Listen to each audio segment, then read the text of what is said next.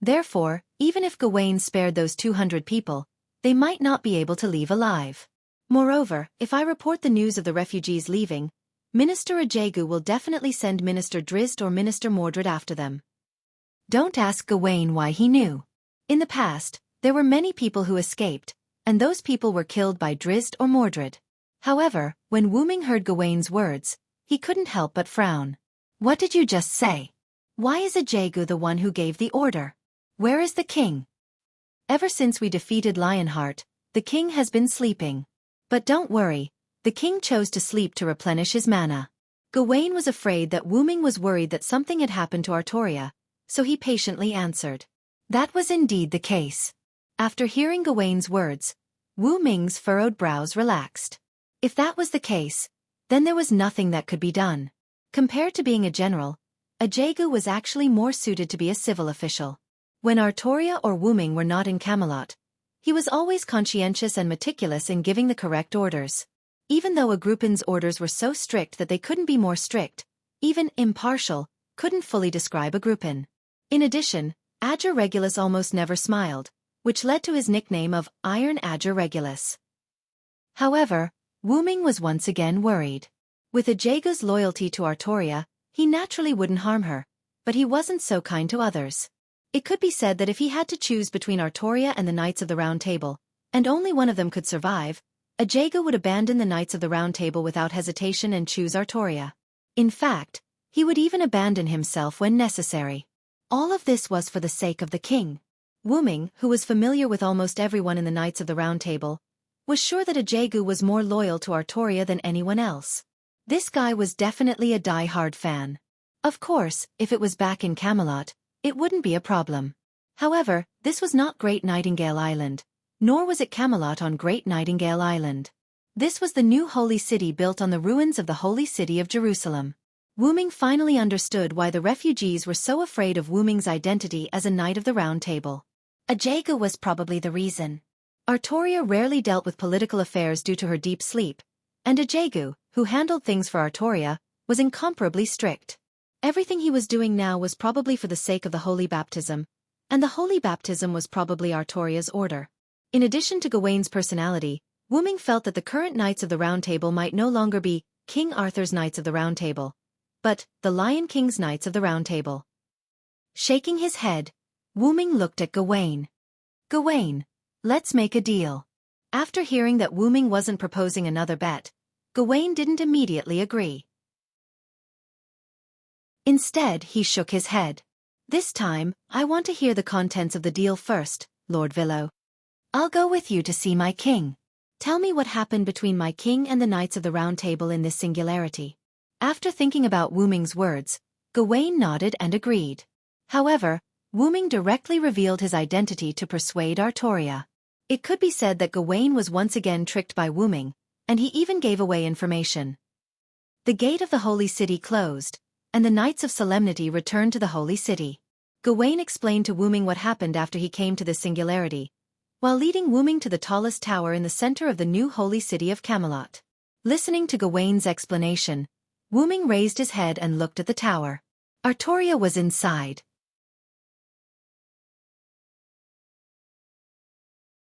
Chapter 675. Even if they were just ordinary friends, after not seeing each other for a long time, they would still feel a lot of emotions when they were about to meet again. Moreover, Artoria was Wu Ming's first love. After being apart for so many years, Wu Ming was a little excited when he was about to meet Artoria again. Sir Villo? Sir Villo, are you listening? Gawain shouted a few times, calling back Wu Ming, who was distracted. Sorry, Gawain. I missed the days when I was with my king, Wu Ming said apologetically. It's all right, Sir Villo. When we see our king again, we're also very excited, Gawain replied with a smile. He didn't think it was wrong to be distracted because of his king. In fact, those who couldn't be distracted because of his king didn't deserve to be called Knights of the Round Table. In fact, Gawain was also a die-hard fan, but not as serious as Agrawain. Where were you just now? Wu Ming nodded and motioned for Gawain to continue. I was just talking about our final crusade against the demons.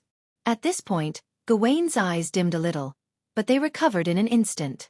The observant Wu Ming naturally caught the moment when Gawain's eyes dimmed, and Wu Ming read the sadness in Gawain's eyes. Although the demons were very strong, there was no enemy that our king and the Knights of the Round Table couldn't defeat. We successfully killed the Lionheart King. Who sacrificed themselves? Gaholis or Gareth? Wu Ming asked directly after Gawain finished speaking. This made Wu Ming look very cruel at the moment. Both Gareth and Gaholis were Gawain's family. It was Gareth. Gawain was silent for a few seconds before answering Wu Ming. That little girl, Wu Ming said calmly. I remember that she worships me and Lancelot a lot. To be honest, I still want to meet her. Back in Camelot, she gave me a lot of gifts. Wu Ming said as if he was reminiscing. Wu Ming did not pity Gareth because that would be an insult to a knight. I killed her with my own hands, Gawain suddenly said. Wu Ming was stunned and turned to look at Gawain. What the hell is going on? He thought that Gareth had died in battle, but the result surprised Wu Ming. But now that he thought about it, there were many loopholes in Gawain's words. Although Gawain said that most of the knights had died in the battle against the Lionheart King's army, powerful knights like Guy, Percival, and Lamarck shouldn't have died so easily. You lied, didn't you, Gawain? Wu Ming looked at Gawain solemnly.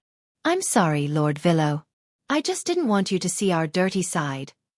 Gawain saluted Wu Ming apologetically. I've already seen how dirty you are in front of the city gate. There's no need to hide it. Wu Ming was a little angry. Tell me the truth.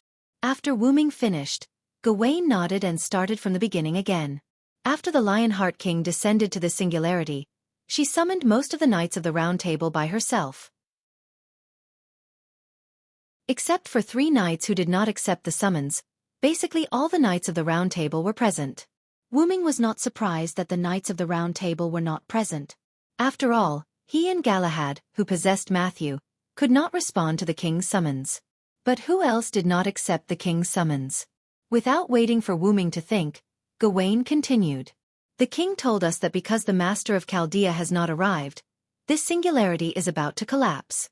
Therefore, the king has decided to use the Holy Lance for redemption.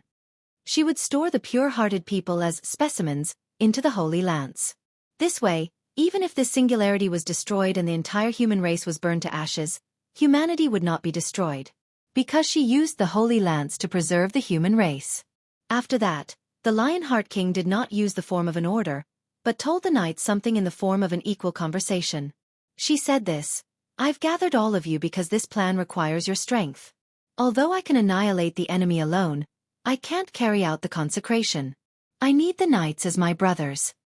But you have to know that this will not be compatible with the creed of all of you. Either obey me, leave me, or gather the power of all of you to defeat me. Give me your answer at sunset. I'll wait until then. Kai Ching instantly stood on the opposite side of the king, and Gahoris also did not hesitate to stand in the camp against the king. Gawain said. His eyes were a little dim, but he recovered in an instant. Because of me and Lancelot, Gareth stood on our side. In other words, before the Knights of the Round Table dealt with the Lionheart King, they first killed each other. Wu Ming closed his eyes, feeling a little uncomfortable. Humans were not plants and could not be emotionless. Wu Ming had lived with the Knights of the Round Table for more than 10 years, and if he had to say, the Knights of the Round Table came to the king's side one by one under Wu Ming's watch. Wu Ming could say that he knew them like the back of his hand. When they killed each other, their hearts must have been more uncomfortable than Wu Ming now. Then, as if to prove his inner determination, Gawain looked at Wu Ming without the slightest hint of avoidance. We killed our compatriots who wanted to stop the king and were stained with the blood of our compatriots. We who have decided to enter hell can bear it, but Gareth is not like us. Gawain shook his head. Her pure heart could not bear such pain. In the end, Gareth used his battered body and hands that were no longer pure white to break down and shed tears. He sacrificed himself to control the Lionheart King. In the end, I killed Gareth and the demon with my sword. Gawain finished speaking, but Wu Ming could understand that the actual situation was definitely not as simple as Gawain said. Wu Ming could almost see the scene of the pure and kind little girl crying and begging others to kill her. Wu Ming could even imagine what the others were like at that time. Lancelot must have been hesitant. He could not accept killing Gareth again. Drizzt would probably just be sad, and Mordred would probably be irritable. Although Mordred was a rebellious knight, she still cared about the Knights of the Round Table. Mordred would probably shout something like, "We can kill this bastard without such a sacrifice." Agravain would probably draw his sword and prepare to stab the enemy and his compatriots together. After all, he himself knew that he was suitable to play the role of an evil person. However, Gawain took the initiative to attack first. Wu Ming did not know how Gawain felt when he swung his sword. Perhaps that swing of the sword also cut off Gawain's human emotions. In this way, Gawain was absolutely loyal to the Lion King. In this way, the Lion King's Sun Knight was perfectly born. Just like the bet that Wu Ming proposed with Artoria, Gawain had no choice but to abide by it. Otherwise, it would be an insult to the king. Is everything for the king, Gawain? Yes. You don't regret it? Yes. Then let's go. Take me to see the king, the one who is no longer a human.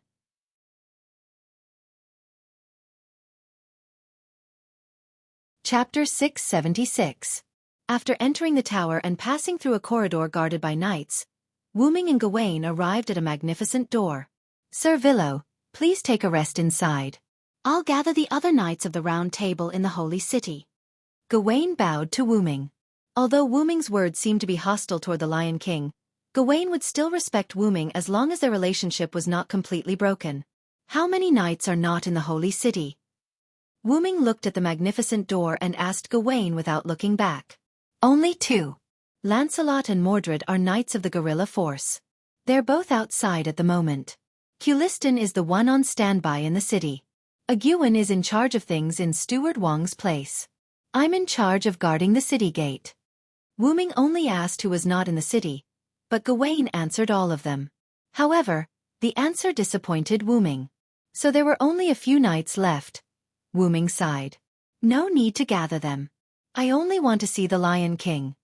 Wu Ming shook his head. And after meeting the Lion King, there was no way to know whether they were friends or foes. Wu Ming was also grateful that Gawain had told Wu Ming about them. After all, if they became enemies in the end, this information would be very beneficial to Wu Ming. "Yes, please help yourself." Gawain bowed to Wu Ming and left. After all, his duty was to guard the city gate. Although it was unlikely that there would be an enemy attack, he still had to fulfill his duty. Seeing that Gawain had left, Wu Ming did not hesitate and pushed the door open. He decided that the moment he saw Artoria, he would give her a good scolding. "Sir Villo!" Accompanied by a joyful cry, a delicate body instantly pounced into Wu Ming's arms. Wu Ming subconsciously hugged the person who had thrown herself into his arms. Then, he took a closer look. She was a beautiful lady with fair skin and golden curly hair. "Guinevere! Why are you here?" That's right, the one who jumped into Wu Ming's arms was Guinevere, who had admired Wu Ming for a long time but couldn't be with him because of King Arthur. However, Guinevere did not answer Wu Ming. Instead, he hugged Wu Ming tightly and murmured, "Lord Villo, Guinevere misses you so much." Wu Ming didn't say anything else. He removed his armor and hugged Guinevere. Both of them enjoyed this moment of peace. Gradually, Guinevere stopped moving. Wu Ming took a closer look and saw that Guinevere had fallen asleep. "It must have been hard for you." Wu Ming touched Guinevere's cheek tenderly. Wu Ming had already experienced from Mai Fu how uncomfortable the feeling of not being able to be with the person he liked was. Not only Maeve, but Wu Ming also decided to give Artoria and Guinevere an answer. Wu Ming closed the door with his telekinesis and gently picked up the sleeping Guinevere. Then, he began to look around the room.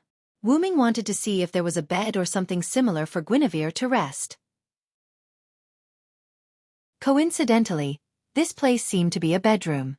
Is this Guinevere's bedroom? Then why did Gawain bring me here? Immediately after, Wu Ming suddenly recalled Gawain's smiling face. Wu Ming finally understood what Gawain meant by rest. That shouldn't be the case. My relationship with Guinevere shouldn't have been exposed. No, that's not right. There's nothing going on between Guinevere and me. Wu Ming quickly shook his head. Although the two of them had feelings for each other, they didn't do anything out of line until Wu Ming left. So how did Gawain know? Wu Ming shook his head. It didn't matter how he found out. He would find out later anyway. Wu Ming put Guinevere on the bed. But when he got up, Wu Ming found Guinevere clutching his arm tightly. After a helpless and doting sigh, Wuming sat down beside Guinevere's bed and let Guinevere hold his arm.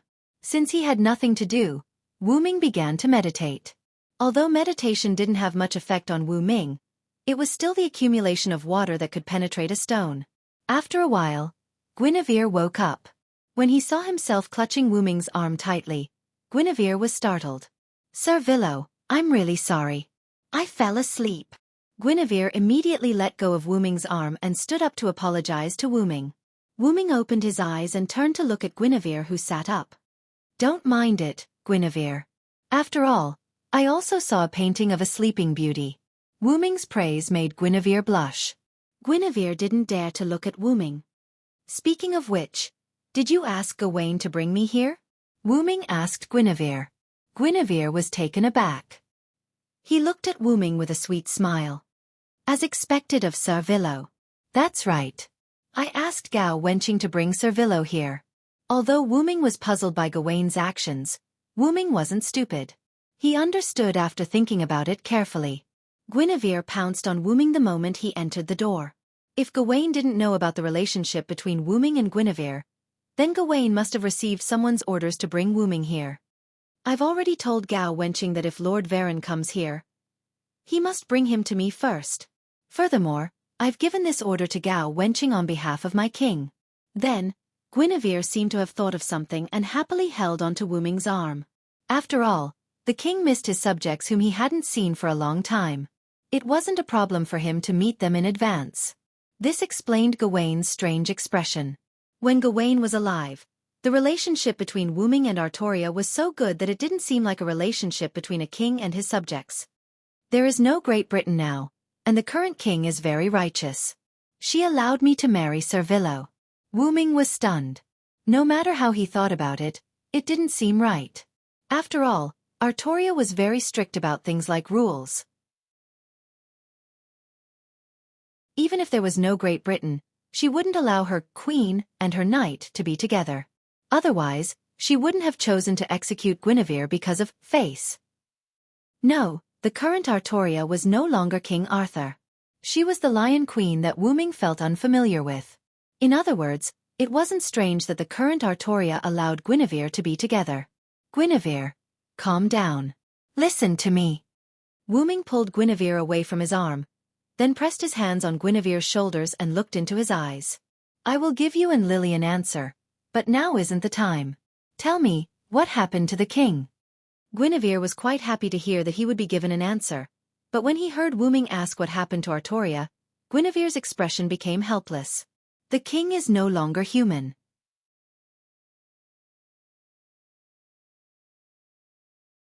Chapter 677. I don't know the details. I only know that for some unknown reason, my king didn't die. Instead, he became the king of the undead who walked the earth and couldn't die. After all, Guinevere was Artoria's consort, so he had access to some things. Wuming had some guesses about the unknown reason that Guinevere mentioned. But the strange thing is that my king's body is different from before. If I have to say, my king has grown up. Guinevere pursed his lips in jealousy as he recalled the Lion King, who was even more feminine than himself. Wuming naturally saw that Guinevere was jealous, so he immediately reached out and stroked Guinevere's little head. Guinevere was like a kitten, enjoying the touch of its master. "Ah! By the way, my king no longer uses the holy sword, but the holy spear," Guinevere suddenly added. In Guinevere's opinion, the reason why she didn't use the holy sword was likely that it had been returned to the lake sprite. "Lily's body will inevitably grow because neither the scabbard nor the holy sword will bless her anymore," Wuming explained to Guinevere as he put down his hand from Guinevere's head. Not only did the sword and the stone have a curse blessing on Artoria, but the scabbard, Avalon, and the holy sword Excalibur also had a curse blessing on Artoria. Her body couldn't grow because of the curse blessing brought by the sword and the stone. Although Artoria lost the sword and the stone, her body didn't start to grow because of the new holy sword and scabbard. On the other hand, the scabbard gave Artoria the blessing that she would never get hurt or grow old. Although the holy sword did not explicitly state it, in King Arthur's final story, King Arthur's broken body died after Bedivere completely returned the holy sword to him. Therefore, the holy sword also had a hidden blessing for Artoria. However, Wuming was puzzled that Artoria didn't die after the sword in the lake was returned. Logically speaking, after the sword in the lake was returned to the lake sprite, King Arthur should have fallen into a deep sleep. However, Artoria became the king of the undead who couldn't die. However, there was another possibility. If the holy sword wasn't returned to the lake sprite, then Artoria probably couldn't die. The story of Bedivere returning the holy sword 3 times was the best explanation. Artoria was seriously injured. Even with the blood of the red dragon, she couldn't hold on until Bedivere returned the holy sword 3 times before she died. It was probably a blessing that was like a curse. As long as the sword was not returned, Artoria would not die. Guinevere, do you know who didn't respond to Lily's summon? Wu Ming became a little bit more serious. Guinevere thought carefully and looked at Wu Ming. I remember that only you, Sir Villo, Galahad, the son of Lancelot, and Bedivere who witnessed the end of King Arthur didn't respond to Her Majesty's summon. It's not strange that you didn't respond to Her Majesty's summon, but it's strange that Galahad and Bedivere didn't respond. Guinevere knew that Wu Ming's identity was special. However, it was strange that Galahad, who obtained the Holy Grail because of the purity of his soul, and Bedivere, who witnessed the end of King Arthur and was extremely loyal to King Arthur, didn't respond to Her Majesty's summon. While Guinevere was thinking, Wu Ming was also thinking. As expected, Wu Ming thought. If Bedivere didn't return the holy sword, then Artoria probably couldn't die. King Arthur, who couldn't die, picked up the holy spear and was summoned to this era. Due to some influence, he became the Lion King. If Bedivere didn't return the holy sword, then where did Bedivere go? His loyalty to Artoria was no less than anyone else's, and his soul was no less than Galahad who obtained the Holy Grail. However, Bedivere didn't respond to Her Majesty's summon. What the hell is going on? Wu Ming couldn't help but frown. Guinevere came back to his senses and saw Wu Ming frowning. He couldn't help but panic. Guinevere thought that Wu Ming was unhappy because he mentioned Lancelot, so Guinevere hurriedly explained to Wu Ming that the legends about me and Lancelot in the future are not true. Nothing happened between me and Lancelot. However, a finger was placed on Guinevere's lips, stopping him from continuing. I'm not frowning because of Lancelot. I'm thinking of something else. Guinevere, you don't have to explain. No matter what, I believe you, Wu Ming said as he put his finger down. Wu Ming looked at Guinevere with firm eyes full of trust, which made Guinevere feel very touched. Master Villo. Guinevere covered his mouth with his hands. There were tears in his eyes, and he looked very touched. Good boy, don't cry. As if coaxing his girlfriend, Wu Ming gently stroked Guinevere's little head, and Guinevere rubbed his head. After that, Wu Ming and Guinevere chatted. By the way, how did you know it was me who came in? Wu Ming asked. After all, when Wu Ming opened the door, Guinevere immediately rushed over. That's because I have a telepathic connection with Master Villo, Guinevere replied playfully. Then, Guinevere was hit by Wu Ming. Actually, I used magic to find out. Guinevere covered his little head that was hit by Wu Ming and answered pitifully. Then, Guinevere took out a glowing compass-like gadget. Wu Ming took it and looked at it carefully. Wu Ming noticed that after he took the compass-like gadget, the gadget began to glow. Moreover, the compass-like gadget instantly pointed at him. So, this is a device you made to find me? Guinevere nodded honestly. After all, she was also a magician. If there was a person's hair or something like that, Guinevere could still perform a magic trick to find that person. And Wu Ming was Guinevere's knight, so it was easy for Guinevere to get Wu Ming's hair. Wu Ming didn't know whether to laugh or cry. Then, Wu Ming returned the gadget to Guinevere, who put it away like it was a treasure. Then, Guinevere and Wu Ming chatted. During the conversation, Wu Ming learned that this was actually Artoria's bedroom. After all, Guinevere gave the order to Gawain using Artoria's identity, so he had to bring it to Artoria's bedroom. However, the reason why Artoria wasn't here was because she happened to wake up today. So, where did Artoria go after waking up? Wu Ming couldn't help but be curious. At this moment, the door of the room suddenly opened.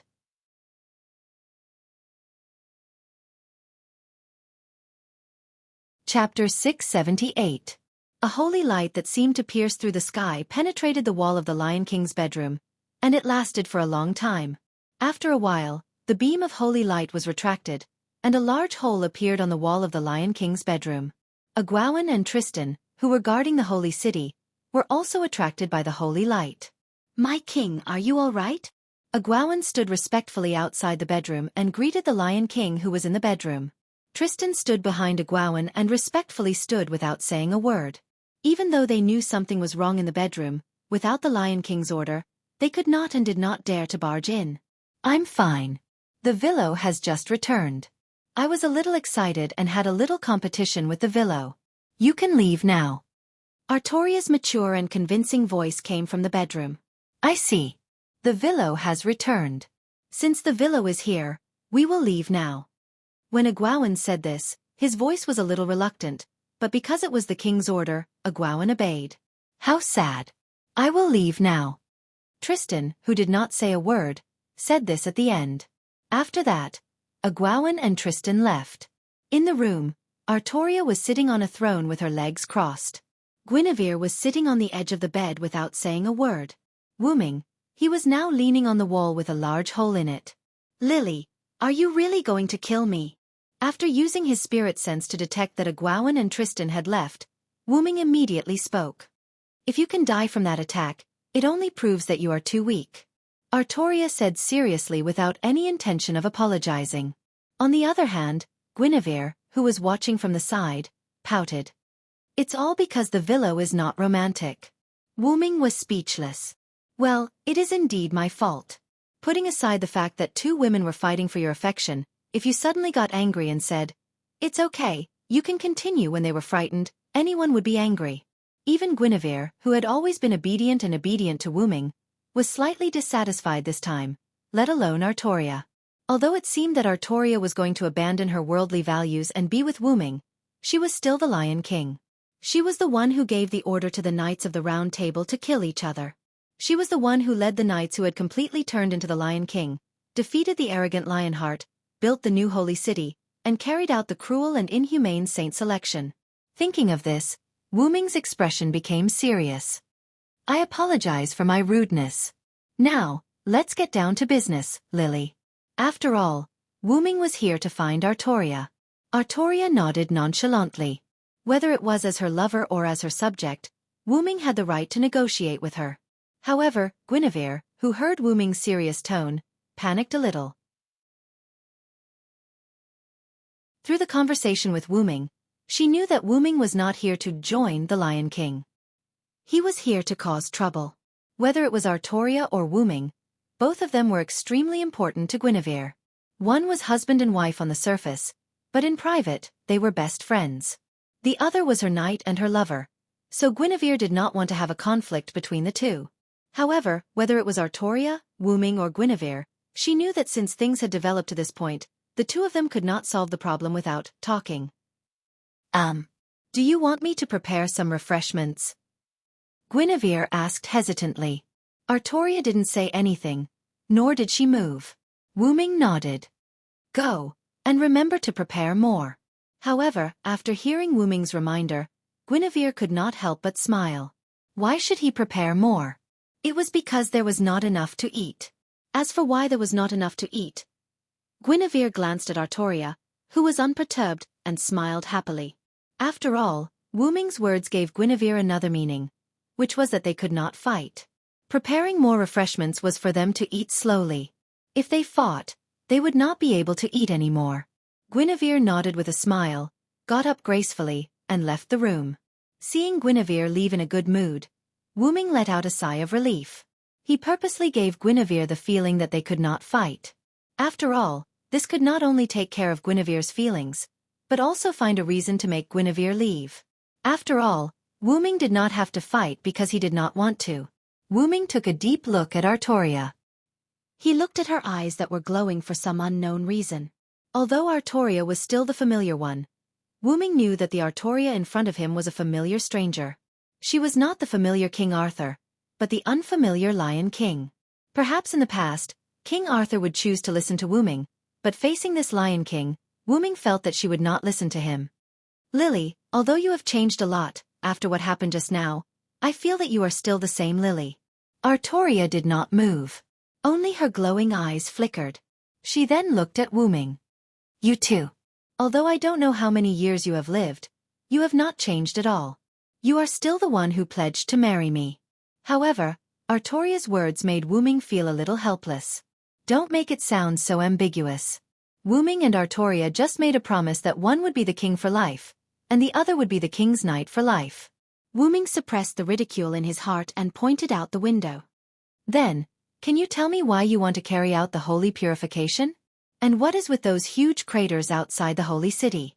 Looking at Wu Ming's serious face and hearing his questioning tone, Artoria's expression did not change at all. She was still so calm, as if there was no emotion.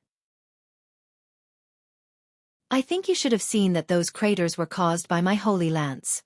Because those are the enemies of the holy city, they need to be annihilated. Artoria did not stop and continued. The reason why I carried out the holy purification is because it is the best way to save mankind at the moment.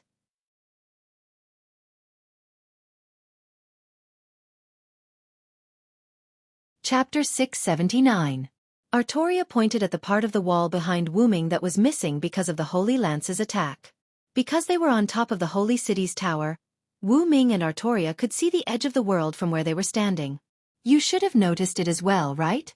The edge of this world is constantly shrinking. In the end, the entire world will collapse. The best solution right now is to store humans with pure hearts into my holy spear. Only then can we ensure the existence and continuation of humanity. Then, why don't you cooperate with Chaldea? They have the ability to save this era. If it were you, you wouldn't hesitate to cooperate with them, right? Wu Ming asked in confusion. However, Artoria shook her head. They came too late. I can't leave the fate of the human race in their hands. If I did nothing but wait for their arrival, and if they deliberately got entangled in the first few months, this era would collapse, and the human race would be completely hopeless. Therefore I made my choice. Moreover, the one who holds the Holy Grail is the king of the desert in the west. From the moment I arrived in this world, I knew that he had the temple as a defense. I couldn't take him down before this era collapsed. Therefore, I chose to have a truce with him and take another path to save the human race, which is to carry out the Holy Ascension. But you abandoned the other people of this era, Wu Ming retorted instantly, and his tone was a little angry.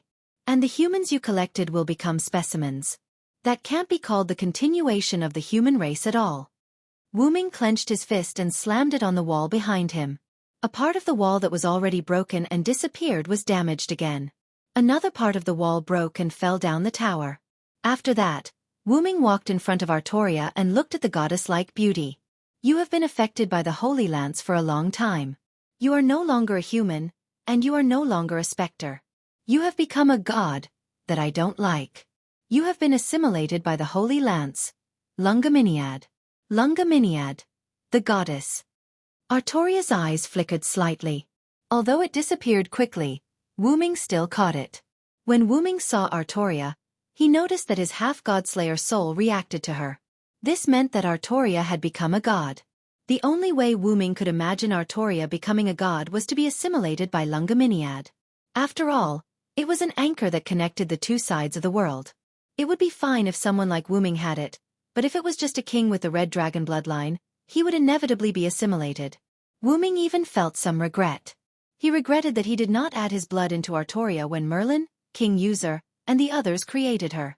Putting aside the fact that King Arthur had Artoria's bloodline, at the very least, Artoria wouldn't be assimilated by the Holy Spear to such an extent.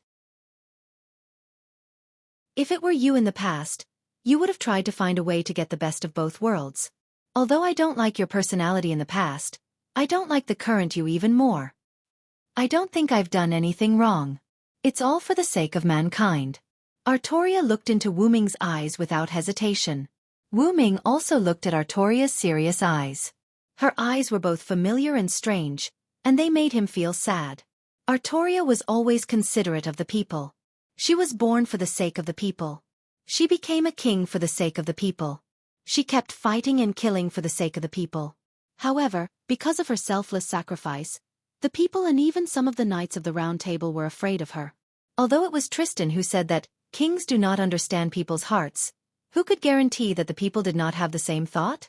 Maybe they already had such thoughts in their hearts, but they did not dare to say it out loud. In the end, she was betrayed by the people she protected. Until her death, she still turned into a heroic spirit to protect her people who belonged to the human race. And the Lion King in front of them was one of the many possibilities for Artoria. Because of special reasons, Artoria did not die.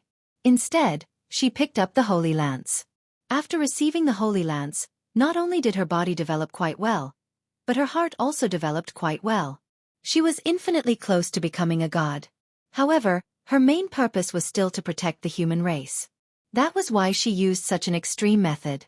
In Wu Ming's opinion, the reason why some of the Knights of the Round Table chose to stand against Artoria after she announced her decision was that they did not want their beloved king to continue making mistakes like this. The most obvious example was Kai. Kai was Artoria's sworn brother. Although he did not have much contact with Artoria because of Wu Ming, he and Artoria were sworn siblings after all. Because he knew Artoria well, Kai did not hesitate to stand against her. If Kai was still here, he would definitely say something like this. Since Lord Villo is not here, let me, your sworn brother, correct the king's mistake. However, Kai had already left. He was defeated by the Knights of the Round Table who stood on Artoria's side. Most of the Knights of the Round Table who chose to stand on Artoria's side wanted to show their loyalty to the king. Lancelot, Tristan, Agravain, and Gawain were all loyal to the king. Because he was the cause of the destruction of half of Camelot, Lancelot felt guilty toward Artoria. Tristan also felt guilty because he was the first to speak. Argirvan had always been foolishly loyal to Artoria. Gawain also felt guilty, because the destruction of Camelot could be considered to have been caused by his obsession. Unlike the Knights of the Round Table who stood on the opposite side of Artoria, these Knights of the Round Table did not care about the king's right or wrong. They just wanted to show their loyalty as the king's knights. The Knights of the Round Table who stood on the opposite side of the king were also loyal to the king. However, they did not want to be blindly loyal. They did not want to see the king go astray, so they stood on the opposite side of the king. So, are you going to stop me, just like Kai and the others? Artoria sat and looked up at Wu Ming who was standing in front of her. The atmosphere suddenly became tense. Gotcha! The sound of the door opening could be heard. Guinevere walked in with a small cart used for serving food. I've prepared the snacks. However, when he saw the tense atmosphere between Artoria and Wu Ming, Guinevere was scared speechless. Are you guys okay? Guinevere forced a smile.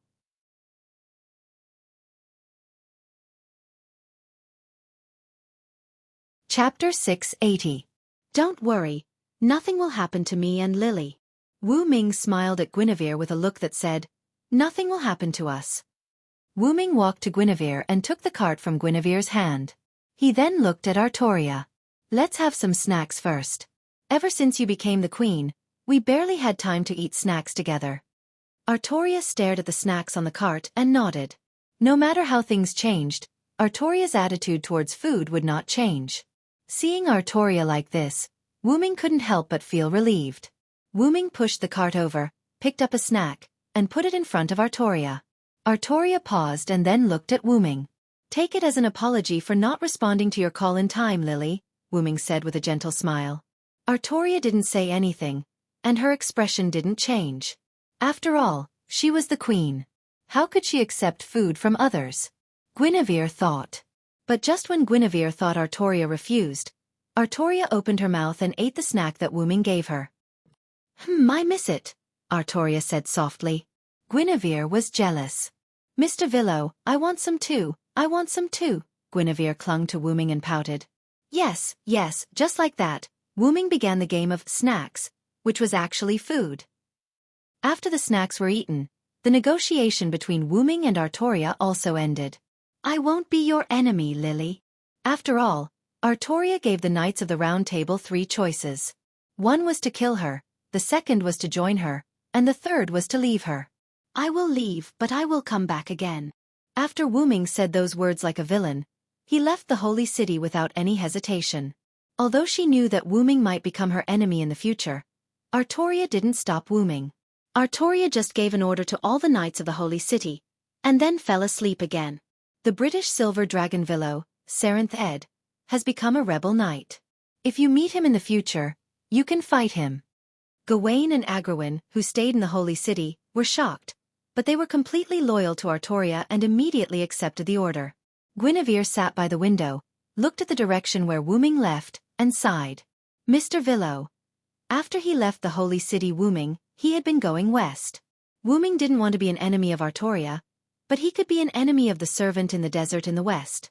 He could take the Holy Grail from the servant, and then find Gudatsi and the others, and restore the humanity before Artoria's plan could be carried out. After all, if Artoria's plan was successful, then even if the singularity didn't completely collapse, it would collapse because of Artoria's plan. In short, the Holy Lance was the rocket, the pure-hearted people with the transportation materials, and the entire singularity, including other humans, was the fuel to push the rocket. The fuel would be burned out, and the rocket would be successfully launched at the cost of the fuel. And even if Wu Ming defeated Artoria, the central control center, if the Holy Grail was not recovered, the singularity's collapse would continue. Therefore, Wu Ming decided to kill the Desert King first, recover the Holy Grail, find Gudatsi, and restore the humanity. Unknowingly, Wu Ming had already walked to the wilderness before. According to Wu Ming's guess, this was probably the battlefield of the war that took place in this singularity. Whether it was the Crusaders and the former Holy City of Jerusalem, the Lion King and the Lionheart King, or even the current Lion King and the Desert King, the main battlefield was likely to be here. Therefore, the land here was completely dead, the trees withered, and lost their vitality. Gradually, Wu Ming walked to the place where he first appeared. There was a sunken circle on the ground here. This was a small trick Wu Ming used to trap the refugees. After Wu Ming released the refugees, he didn't repair this place. After all, after the singularity was restored, this place would also be restored. Now it seems that this place can be used as a marker. After all, this place was quite obvious, although Wu Ming wouldn't get lost. After briefly reminiscing about this place, Wu Ming left. After all, Wu Ming still didn't know the enemy's information. No, it couldn't be said that he didn't know, it should be said that he didn't know at all. Wu Ming only knew that the other party was a pharaoh, that was all. If I knew earlier, I would have asked Lily and Veer about the Sun King. However, since things had come to this, Wu Ming couldn't go back. After all, I'm not weak. Wu Ming encouraged himself. Magic power condensed in his eyes. Wu Ming looked ahead, and not far away, there was a place where sand was faintly visible. That should be the edge of the desert. Although that was the case, Wu Ming only saw sparse sand in the place, and many places were still lifeless wastelands. Let's prepare a little. The magic power in his eyes dissipated, and Wu Ming said lightly. After the magic power in his eyes dissipated, more magic power emerged from Wu Ming's body. Blue magic power condensed from Wu Ming's body, like a blue flame burning Wu Ming's body. In an instant, the blue flame dissipated, and what was revealed was an armor formed by magic power. Then there was a cracking sound, and some fragments of armor appeared on Wu Ming's back. The fragments surrounded Wu Ming's head and turned into a helmet that looked like a dragon's head. Wu Ming waved his hand, and a red cape appeared from his shoulders, fluttering with the wind. Then, Wu Ming's body flew up. After all, walking was a bit slow, so Wu Ming chose to use telekinesis to fly. Telekinesis was not magic, it was the evolution of powerful mental power, so it was not limited to factors such as spirit base and magic power. Just like that, Wu Ming began to fly toward the desert in the west. However, it wasn't long before Wu Ming discovered that many figures had appeared below him.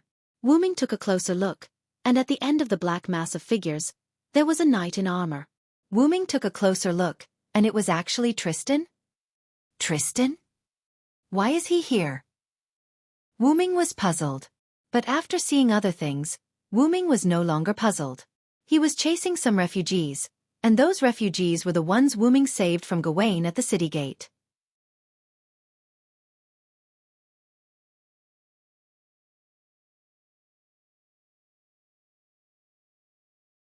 However, Drunk Hassan had no time to think about the truth of the matter now. What she needed to do was to bring these compatriots to the village in the northern mountains. As a mountain person who had hostile conflicts with the Sun King in the west and the Lion King in the east, Drunk Hassan clearly realized that these compatriots were not safe after leaving the holy city. As an assassin's follower, Drunk Hassan had information about the saint uplifting ceremony.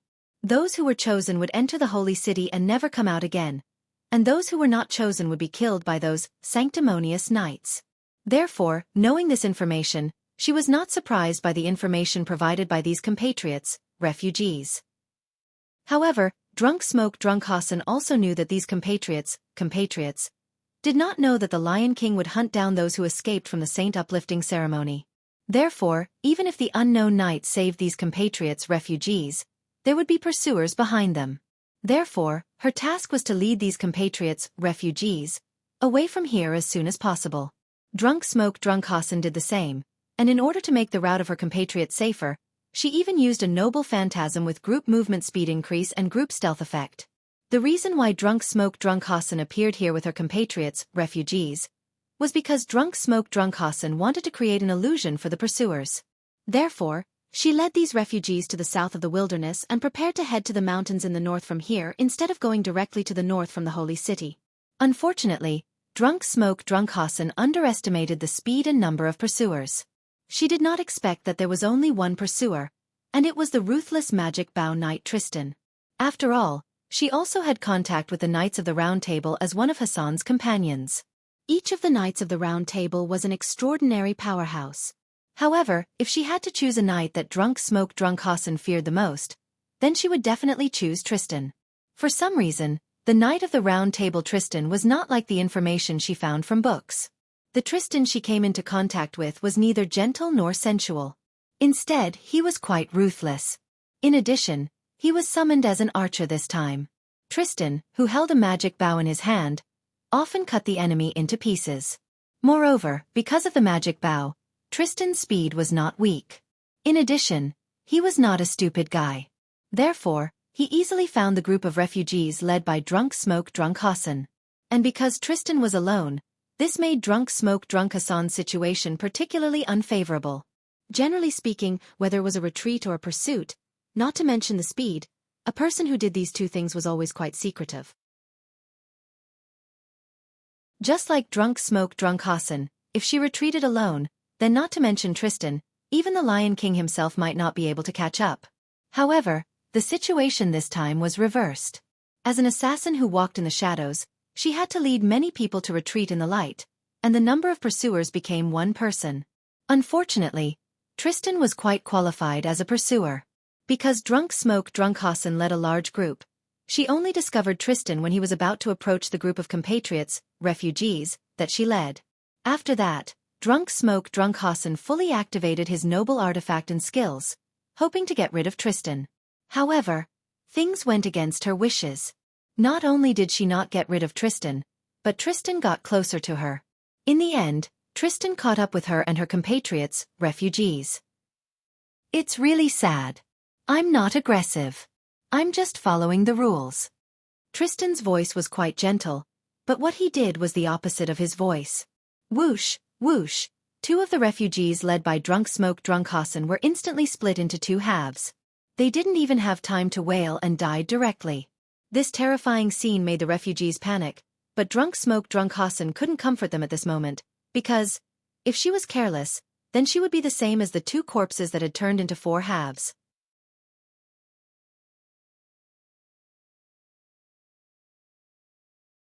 Chapter 682. How sad. Tristan closed his eyes and said this sentence coldly, contrary to his current expression. However, even if Tristan's eyes were closed, Drunk Hassan did not think that the other party could not see it. Your purpose is for me, right? In that case, I'll use my life in exchange for the survival of my compatriots. I hope you can retreat, Drunk Hassan said. After all, chasing a group of refugees all the way to the desert. If there was no temptation, how could anyone go to this extent? Indeed, the reason why I'm chasing them like this is also for you, one of Hassan, Tristan admitted generously. However, the mission given to me by the higher-ups is to hunt down the refugees. Finding Hassan is just an unexpected surprise.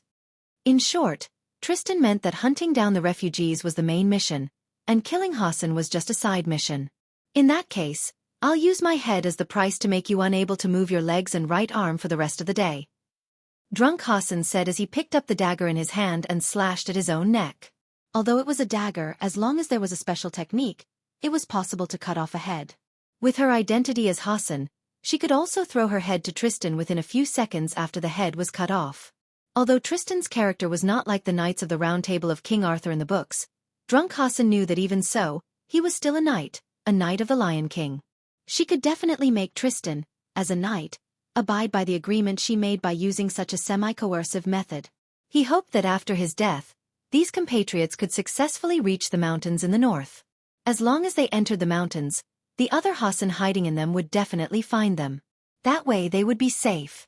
Just like how time slows down before death, Smoky Drunk Hassan thought carefully. However, Drunk Hassan found that the dagger he was slashing at himself could not be cut down. It was as if there was an invisible wall between his neck and the dagger, and this wall blocked the dagger from cutting his neck. At this moment, a voice came from beside him. If your death only requires Tristan's legs and right arm to remain motionless, then your sacrifice is meaningless. Drunk Hassan subconsciously turned his head. A silver knight, whose face could not be seen at all, was standing beside him, fully armed to the head and completely unable to see his face. The silver knight was Wu Ming, who had been watching from the sky. Looking at the patterns on Wu Ming's armor, Drunk Hassan's heart trembled. Then, he quickly distanced himself from Wu Ming. That was because it was the coat of arms of the Knights of the Round Table. Although something prevented Smoky Drunk Hassan from committing suicide just now, Smoky Drunk Hassan found that he wasn't being controlled by others. He could still move freely. Reinforcements from the Holy City. Drunk Smoke Hassan looked at Wu Ming warily. However, amidst her vigilance, she also had doubts. Because if there was no one else around, then the one who used an unknown method to stop him from committing suicide would be this unknown knight in front of him. He was probably the one who said those words just now. Of course, Drunk Hassan didn't think that this knight was here to help him. After all, he probably didn't want him to commit suicide to get information from him. Moreover, Drunk Smoke Hassan had some doubts about the knight's words. What do you mean by that? Drunk Hassan asked cautiously. The sentence that Drunk Smoke Hassan asked was the sentence, "Sacrifice is meaningless." At this time, Tristan answered for Drunk Smoke Hassan. Sir Villo is right. I don't need to draw my bow at all. I can kill with just a flick of my finger. As if to verify his words, Tristan's right hand that was holding a magic bow that resembled both a bow and a zither lightly touched the strings of the zither. In an instant, invisible vacuum blades slashed towards the group of refugees along with zang-zang sounds. Not good. Drunk Smoke Hassan was shocked. Although he couldn't see Tristan's attack, Drunk Smoke Hassan knew that it was after the whoosh sound that her two compatriots became corpses. However, Drunk Smoke Hassan could only watch because he had no way to defend against such an attack. Moreover, even if he could defend against such an attack, he couldn't see Drist's attack. As a last resort, Drunk Smoke Hassan could only pray. Just like the first Hassan, although Drist's attack was launched, no one died. In other words, there was an invisible defense that blocked Drist's attack. Drunk Smoke Hassan thought in his heart and looked at Wu Ming. Don't worry, unknown Hassan, I'm here to save you. Wu Ming said to Drunk Smoke Hassan without moving. At this time, several people suddenly became excited. Sir Drunk Smoke, this Sir Knight is the one who saved us at the gate of the Holy City. A bold refugee shouted. Yes, Sir Drunk Smoke, I remember the Sir Knight's armor. Me too, I recognize this Sir's voice. He is the Sir Knight who saved us before. Several refugees who remembered Wu Ming's voice and armor trembled and stood up. Wu Ming looked at these people with some surprise. Although they were evil people who were not chosen by the Holy Light, they stood up for their benefactor. This was enough for them as ordinary people. Wu Ming's mouth hidden under the helmet curved up. Sure enough, it didn't mean that people who were not chosen by the Holy Light were evil people. They could stand up for Wu Ming, and they didn't disappoint Wu Ming who saved them before and now. Drunk Smoke Hassan, who heard the refugees' words, was a little surprised. She didn't expect that the knight who saved her compatriots was really a knight of the Round Table. She was still wondering if it was a wild servant, but she didn't expect it to be a knight of the Round Table. In this way, she didn't see the knight before. After all, the knight was likely to be summoned by the Lion King, and looking at the knight's appearance, he was likely to have betrayed the Lion King. What do you mean, Sir Villo? Tristan closed his eyes and looked in the direction of Wu Ming. Although he destroyed his eyes because he killed his compatriots before, it didn't mean that he was blind. After all, he used to like to close his eyes, and he could still move normally. Whether it was the sensitivity of his ears or the magical enhancement of his eyes, the self-destruction of his eyes had no effect on Tristan. However, in the face of Tristan's question, Wu Ming just replied faintly, "They are under my protection."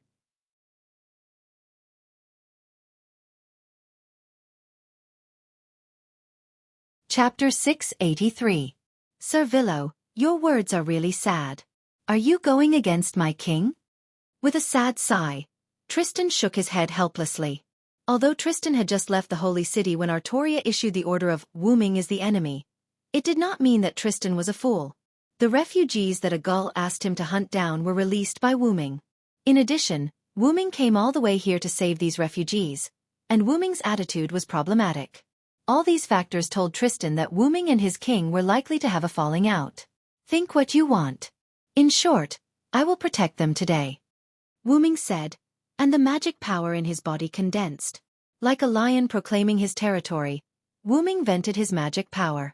Whether it was Tristan, Drunk Hassan, these refugees, or a few people from the fourth force hiding in the dark, all of them were shocked by Wu Ming's huge magic power. Immediately, Wu Ming turned to look at Drunk Hassan and nodded to him. Drunk Hassan was stunned, and then nodded as if responding to Wu Ming. Quick! Everyone, follow me! Drunk Hassan shouted at the refugees. Drunk Hassan was not a fool. Since someone was willing to help him resist Tristan, then he quickly escaped with the refugees. As for gratitude, he would talk about it when he had the chance to meet in the future. Although the refugees were trembling in fear, they were people who had experienced life and death.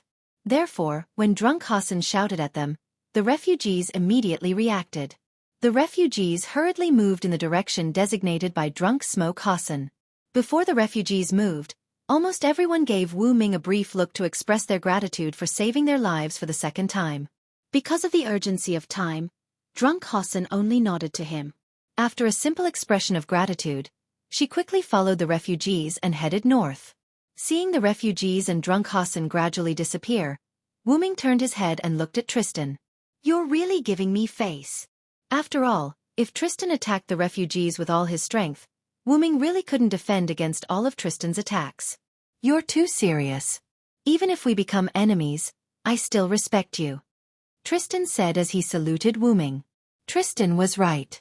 If Artoria did not become the king, but Wu Ming became the king, then the Knights of the Round Table's loyalty to Wu Ming would not be lower than the current Artoria. At least, if Wu Ming was the king, Tristan would not say that the king did not understand people's hearts. However, there was no if, Tristan and the other Knights of the Round Table, but this did not prevent them from respecting Wu Ming very much.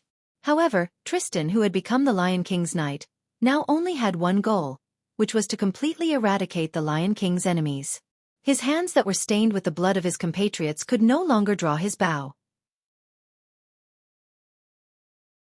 The guilt of killing his compatriots had also pushed Tristan to the brink of collapse. King Arthur's Knight of the Round Table, Tristan, had disappeared and was replaced by the Lion Knight Tristan, who had received the blessing of the Lion King's Holy Grail. Therefore, even if he killed his compatriots, he would not feel sad. Even if he attacked the person he respected the most, he would not feel guilty. That is to say, after this, you are no longer the respected Villo, but an enemy. Wu Ming took down the meteor silver on the right side of his head and brandished it. As expected of you, Tristan.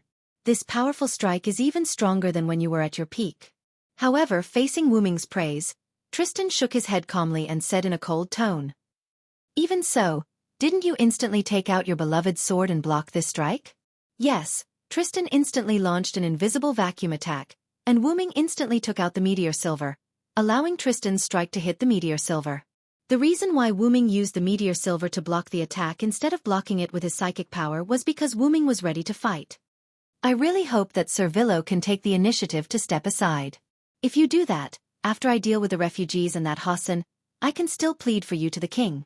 Tristan shook his head regretfully. Tristan's arrogant words made Wu Ming smile. You know my personality. If you don't defeat me, don't even think about leaving today. After Wu Ming finished speaking, magic power burst out from his feet. In an instant, Wu Ming burst toward Tristan. Facing Wu Ming, who rushed over, Tristan picked up his magic bow expressionlessly. That's really sad, Sir Villo. The battle was about to start. Not far away, The fourth force hidden here secretly hid in a place with a lot of stones. Don't look, dear Da Vinci. Hurry up and think about what we should do next. An orange-haired girl lowered her voice and looked at a big sister who looked almost exactly like Mona Lisa with a sad and helpless face. This orange-haired girl was the last master of humans who solved the 5 singularities and formed a fate with many heroic spirits. The normal master of the Human Survival Protection Organization, Finest Chaldea, Finest Tachika Gadotsi. And the big sister Mona Lisa beside Gadotsi was the third servant summoned by the former director of Chaldea, Leonardo da Vinci. In addition, beside the two, there was a little girl dressed in sexy clothes. Cough cough. Gadotsi's contracted servant, the sub-servant possessed by the Holy Grail Knight Galahad, Matthew Gillett. As early as when Tristan caught up with drunk Smoke Hassan, and Wooming stopped Tristan, the 3 of them had already arrived here. When Da Vinci said that, whether it's a bow or a full-body armor, we can't beat them, Gadotsi and Matthew were pulled away by Da Vinci to hide. The reason why Gadotsi suddenly asked was that Da Vinci's expression at the moment was a little strange. At this moment, as if watching a play, Da Vinci looked at the fierce confrontation between the Holy Sword Knight and the Magic Bow Knight not far ahead. Well, what's the matter, Tachika? Isn't it good for us to benefit from the fight between 2 tigers? Da Vinci didn't look back and continued to look forward happily. The good student Matthew raised his hand and asked Da Vinci puzzledly. But, Da Vinci, the Silver Knight seems to be a good person, shouldn't we help? Gadotsi, who was standing at the side, also nodded vigorously. Because Da Vinci said that the 2 knights were not ordinary servants, the 3 of them hid far away just in case. Although the distance was a little too far, Gadotsi couldn't hear the conversation, but through her own eyes, Gadotsi could still see the current situation. The knight with the bow killed a few people, and the servant suspected to be one of Hassan wanted to commit suicide, but for some reason, he stopped when the Silver Knight appeared. After that, the servant suspected to be Hassan left with the refugees, leaving the Silver Knight to fight against the Magic Bow Knight. In this way, the Silver Knight was likely to be a good person. Facing the doubts of Matthew and Gadotsi, Da Vinci smiled and explained. Let's not talk about how you 2 judged that the Silver Knight is a good person. Moreover, we can't intervene in the battle between servants of their level.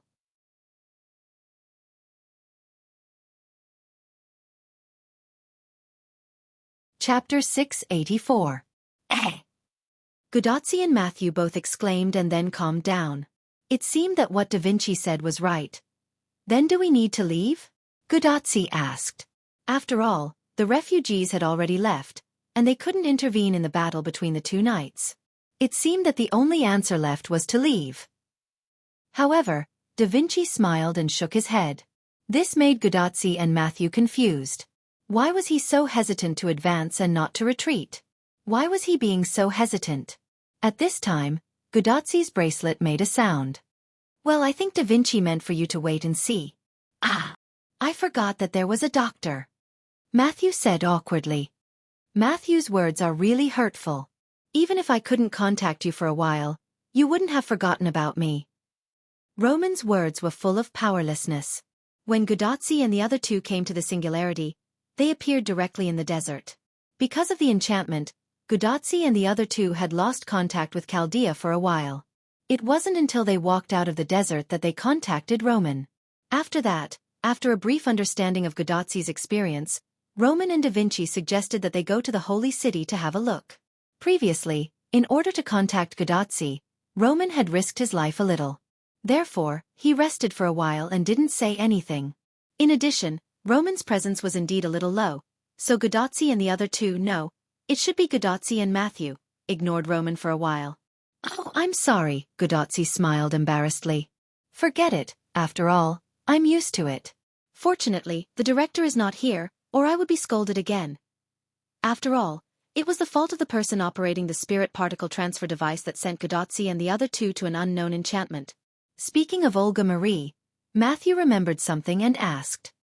Is Miss Teeps still in the superintendent's room? Then, Roman's voice was heard. Yes, that's right. This time, the director has figured out a little bit of the third method. As the director's follower, Miss Teeps was naturally affected. They haven't come out yet. As he spoke, Roman began to feel distressed. If it weren't for the fact that Miss Teeps couldn't accompany you to the singularity this time, I wouldn't have let Da Vinci accompany you. Due to the third law of Olga Marie's body, Pamilia was unable to accompany Godazzi and Matthew on the Singularity exploration.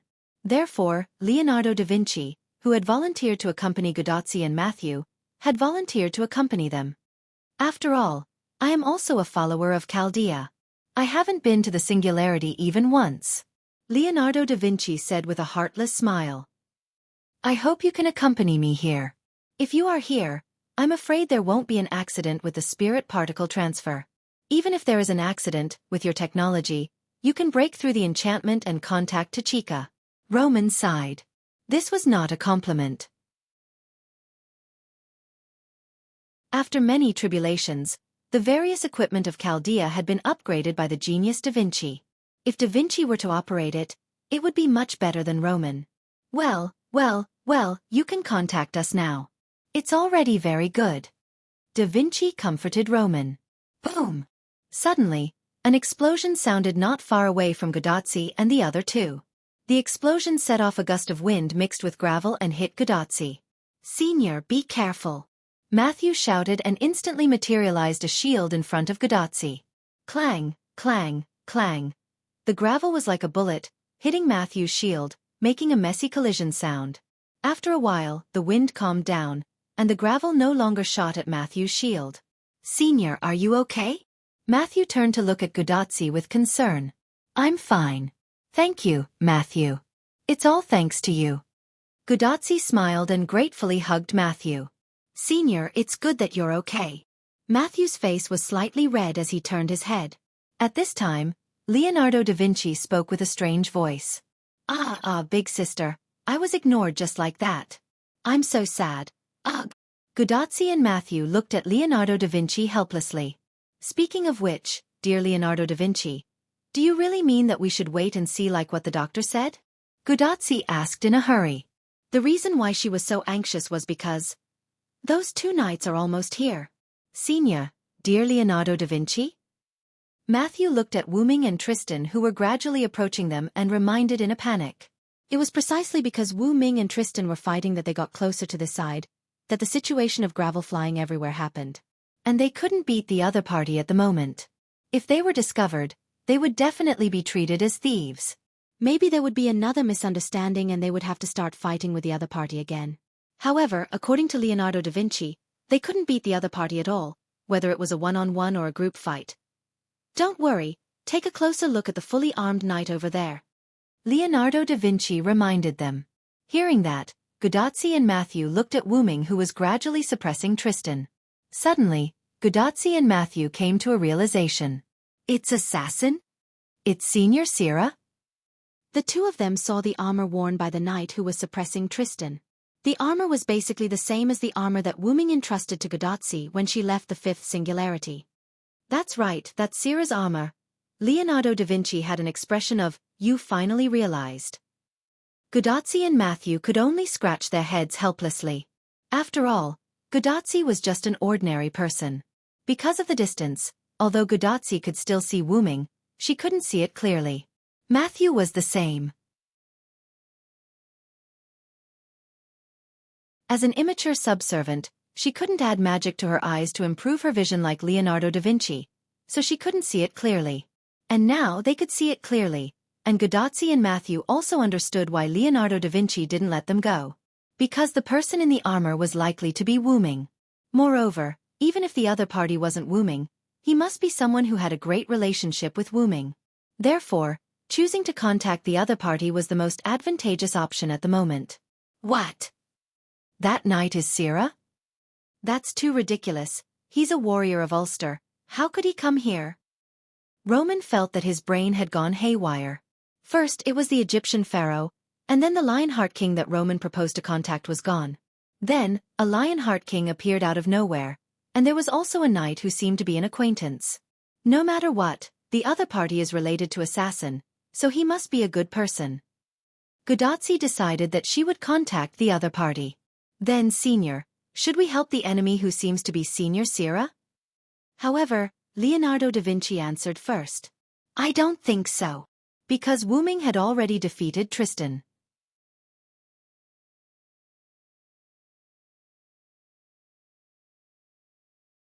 Chapter 685. A moment later, Wu Ming rushed towards Tristan with meteor silver in his hand. Facing Tristan, although Wu Ming was a little cautious, he didn't care too much about Tristan. Tristan's fame wasn't as big as Wu Ming, but Wu Ming didn't think that Tristan was weak. On the contrary, Tristan was very strong, not weaker than Lancelot. Knights of the Round Table were considered the best among the servants, and all knights of the Round Table had the adaptability of the saber, swordsman, class.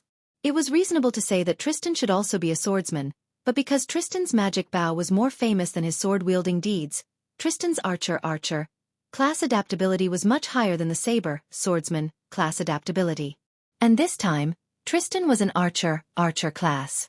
Even if it wasn't the best saber, swordsman class, the archer class itself was one of the 3 excellent knight classes. Therefore, Tristan wasn't afraid of Wu Ming, who was a saber, swordsman, class. His magic bow, not to mention the speed and angle of the vacuum arrow, the speed of his magic bow could catch the enemy off guard.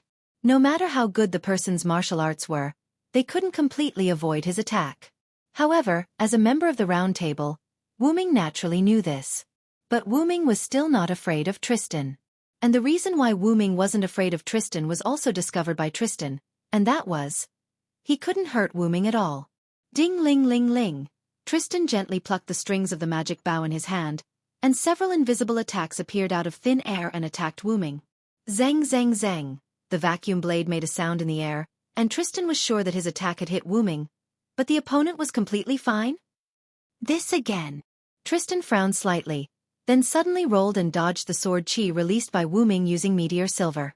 The sword chi of meteor silver slashed into the ground, and the originally barren land instantly had a deep gully that wasn't wide. Every time Tristan attacked Wu Ming, those invisible vacuum blades that slashed onto Wu Ming had no effect, as if a machete was cutting cotton. However, in Tristan's impression, as a knight of the Round Table, he didn't have such a strange ability. Closing his eyes, Tristan relaxed his brows and looked at Wu Ming. It seems that you still have some tricks up your sleeve. However, Tristan's didn't pay his words. Was in S's. It couldn't be helped. No matter what kind of clothing or armor it was, it couldn't defend against the attack of vacuum unless it was some kind of special clothing or armor. However, this did not mean that Wu Ming was defenseless.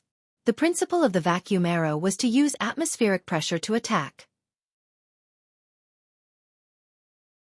Wu Ming concentrated all of his mental power on the surface of his body, pushing out all of the air on the surface of his body. As a result, a layer of vacuum formed on the surface of Wu Ming's body. As for Wu Ming's mental power, after pushing out the air, it constantly caused friction between the surrounding air and the vacuum zone, causing a fault to form between the vacuum zone and the air. As long as something approached Wu Ming's surroundings, it would be cut off by the fault around Wu Ming's body. This caused Silent Cry to be surrounded by a layer of invisible vacuum defense. Using fire to attack fire, water to attack water, and air to attack air would cancel each other out. When Tristan's vacuum arrow came into contact with Wu Ming, the vacuum arrow and vacuum zone cancelled each other out. That was why it was said that the power of science was the greatest. For an ancient person like Tristan, it wasn't that Wu Ming mocked him, but he was indeed outdated. Of course, Wu Ming definitely wouldn't tell Tristan about his methods. That's why, can't you retreat yourself? Although Wu Ming said that, he had no intention of letting Tristan leave. The moment Wu Ming finished his words, he released magical power from his feet and attacked Tristan once again. Tristan shook his head calmly. Although his attacks were basically useless against Wu Ming and his vacuum traps were also likely to be ineffective, Tristan didn't think that Wu Ming could keep defending against his attacks. For example, noble artifacts and the like. The outcome isn't certain yet. The moment before Wu Ming attacked, Tristan used the power of the wind brought about by the magic bow to move his body swiftly and easily dodged Wu Ming's attack. Boom!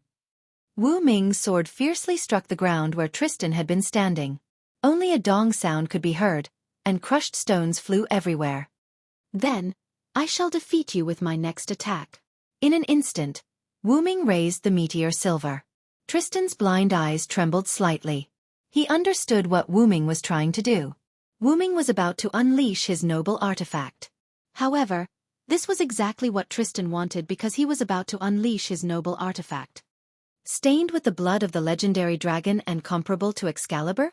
Tristan looked at the glowing holy sword in Wu Ming's hand. After all, he and Wu Ming were once comrades and he knew quite a lot about this holy sword.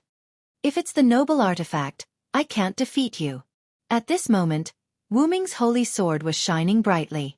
Although Tristan said that he couldn't defeat him, he still picked up the magic bow. However, I have the blessings of my king, so the outcome is still uncertain. X silver. Fail not. Almost at the same time, Wu Ming and Tristan unleashed their noble artifacts at the same time. Tristan's hand continuously moved his magic bow at an extremely fast speed that couldn't be seen by the naked eye. In an instant, countless vacuum threads that were almost visible to the naked eye wrapped around Wu Ming at an extremely fast speed. Wu Ming stood in the same place, holding the holy sword that was getting more and more solid. But what made Tristan puzzled was that Wu Ming didn't move at all. Tristan couldn't help but frown. He clearly remembered that Wu Ming's noble artifact was the same as Artoria's light cannon. But now, Wu Ming actually hid the light of the holy sword. Tristan didn't understand what Wu Ming was doing, but it didn't hinder his noble artifact. Tristan controlled the magic bow with one hand and plucked the bowstring, or rather, the strings of the zither with the other. Although Wu Ming used an unknown method to defend against his attack, the change in quantity led to a qualitative change.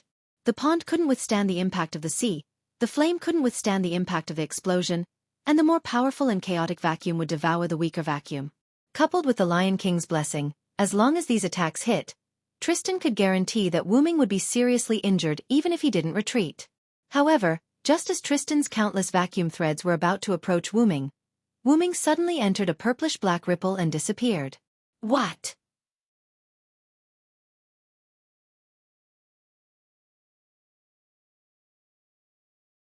Chapter 686. Tristan controlled the threads to enter the dark purple ripple, trying to catch up to Wu Ming who was engulfed by the dark purple ripple. Then, Tristan was stabbed in the back. Slash! The sound of a sword piercing into flesh came from behind Tristan. What? PFFF, Tristan gasped in disbelief. Then, he spat out a mouthful of blood. He could clearly feel an attack from a noble artifact slashing his back. Even though he couldn't see his back, Tristan could still feel that the slash had slashed his back from his shoulder to his lower back. The invincible Tristan fell. Then, he turned his head around and looked behind him. Two dark purple ripples appeared behind Tristan, similar to the one where Wu Ming was. In one of the ripples, countless threads that belonged to Tristan's noble relic also came out. However, these threads entered the second dark purple ripple. As for where the threads that entered the second dark purple ripple went, Tristan had no idea. However, he now knew how Wu Ming got behind him and avoided his noble relic that went deep into the dark purple ripple. You should have heard some rumors, right? I'm not human. Tristan removed his noble relic and Wu Ming kept the three dark purple ripples. Tristan nodded helplessly. Yes, that's right. I've heard rumors that Servillo isn't human. Tristan began to use the term of address. And since Tristan said so, it meant that he was aware of Wu Ming's situation. Even so, you and His Majesty are still the most respected people among the Knights of the Round Table. Tristan's tone started to become gentle as if the words of a dying man are kind.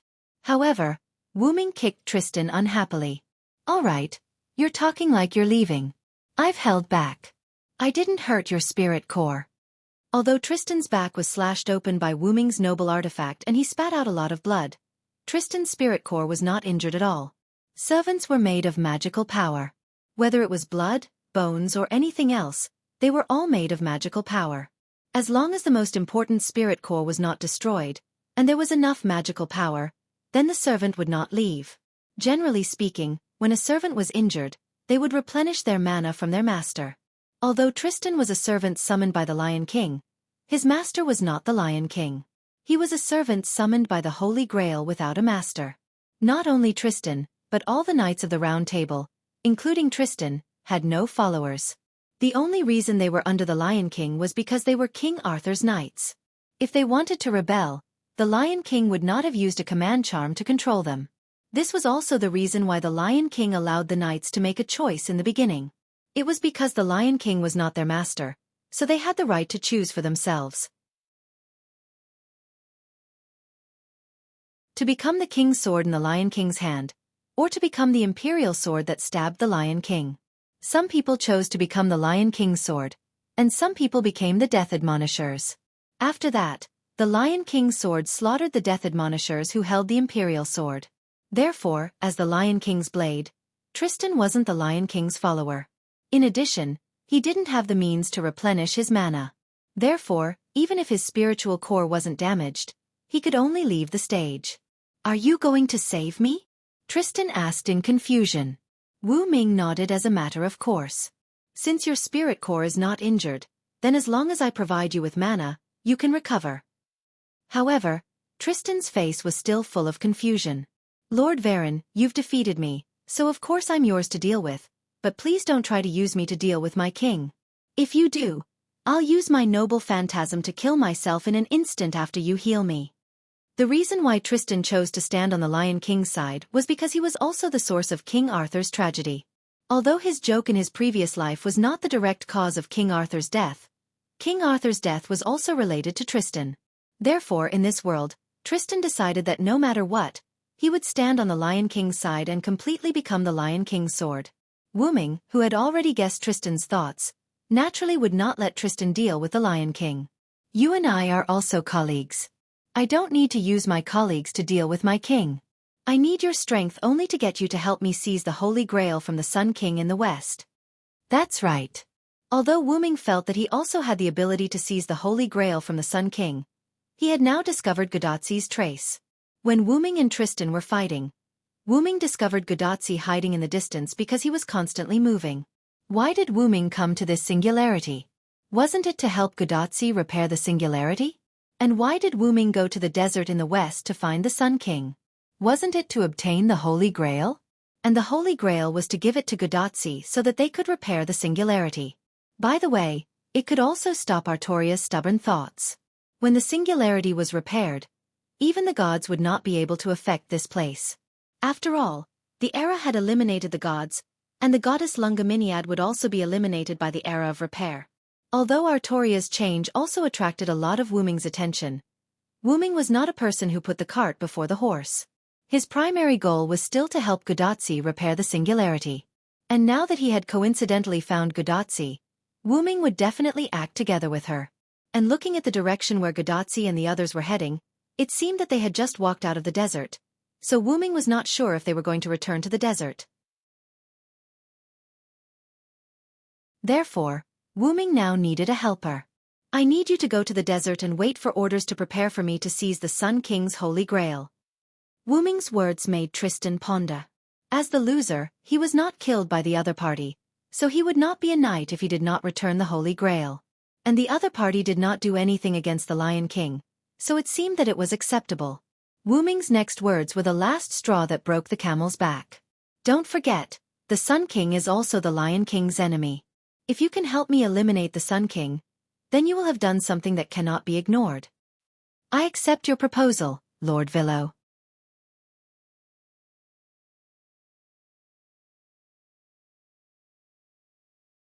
Chapter 687. Tristan's surrender made Wu Ming nod in satisfaction. Then, Wu Ming and Tristan signed a contract. Wu Ming would provide Tristan with a large amount of mana to support his own recovery, and the price was that Tristan would temporarily become Wu Ming's subordinate. Wu Ming could order Tristan to do anything, but he couldn't order Tristan to do anything that was disadvantageous to the Lion King. This contract was two-way. Whether it was Wu Ming or Tristan, once they violated the contract, they would be counterattacked by the contract. Even so, this contract was still disadvantageous to Tristan.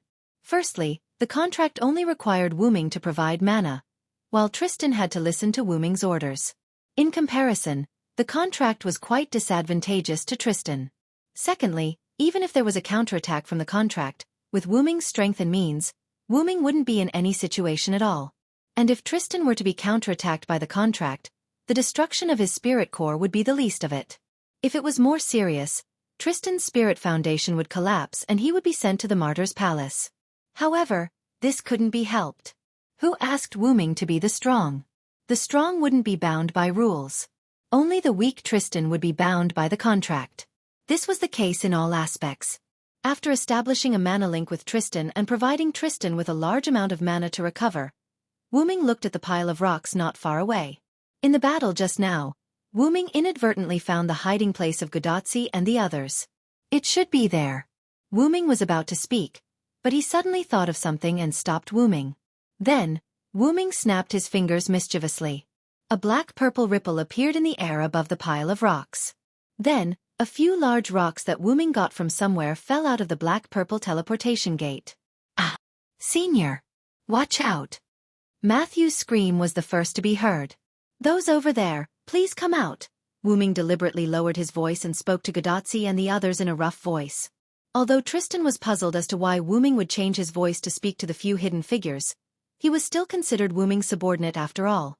Therefore, he obediently shut his mouth and used the mana provided by Wu Ming to repair his body.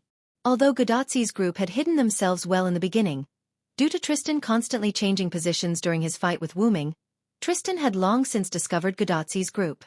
But at that time, Tristan had to deal with Wu Ming first, so he didn't care about them. On Gudatzi's side, Matthew protected Gudatzi and Da Vinci with his shield. The surroundings were filled with scattered rocks that smashed onto Matthew's shield. Matthew put down his shield and looked at Gudatzi uneasily. What should we do, Senior? The other party seems to have discovered us.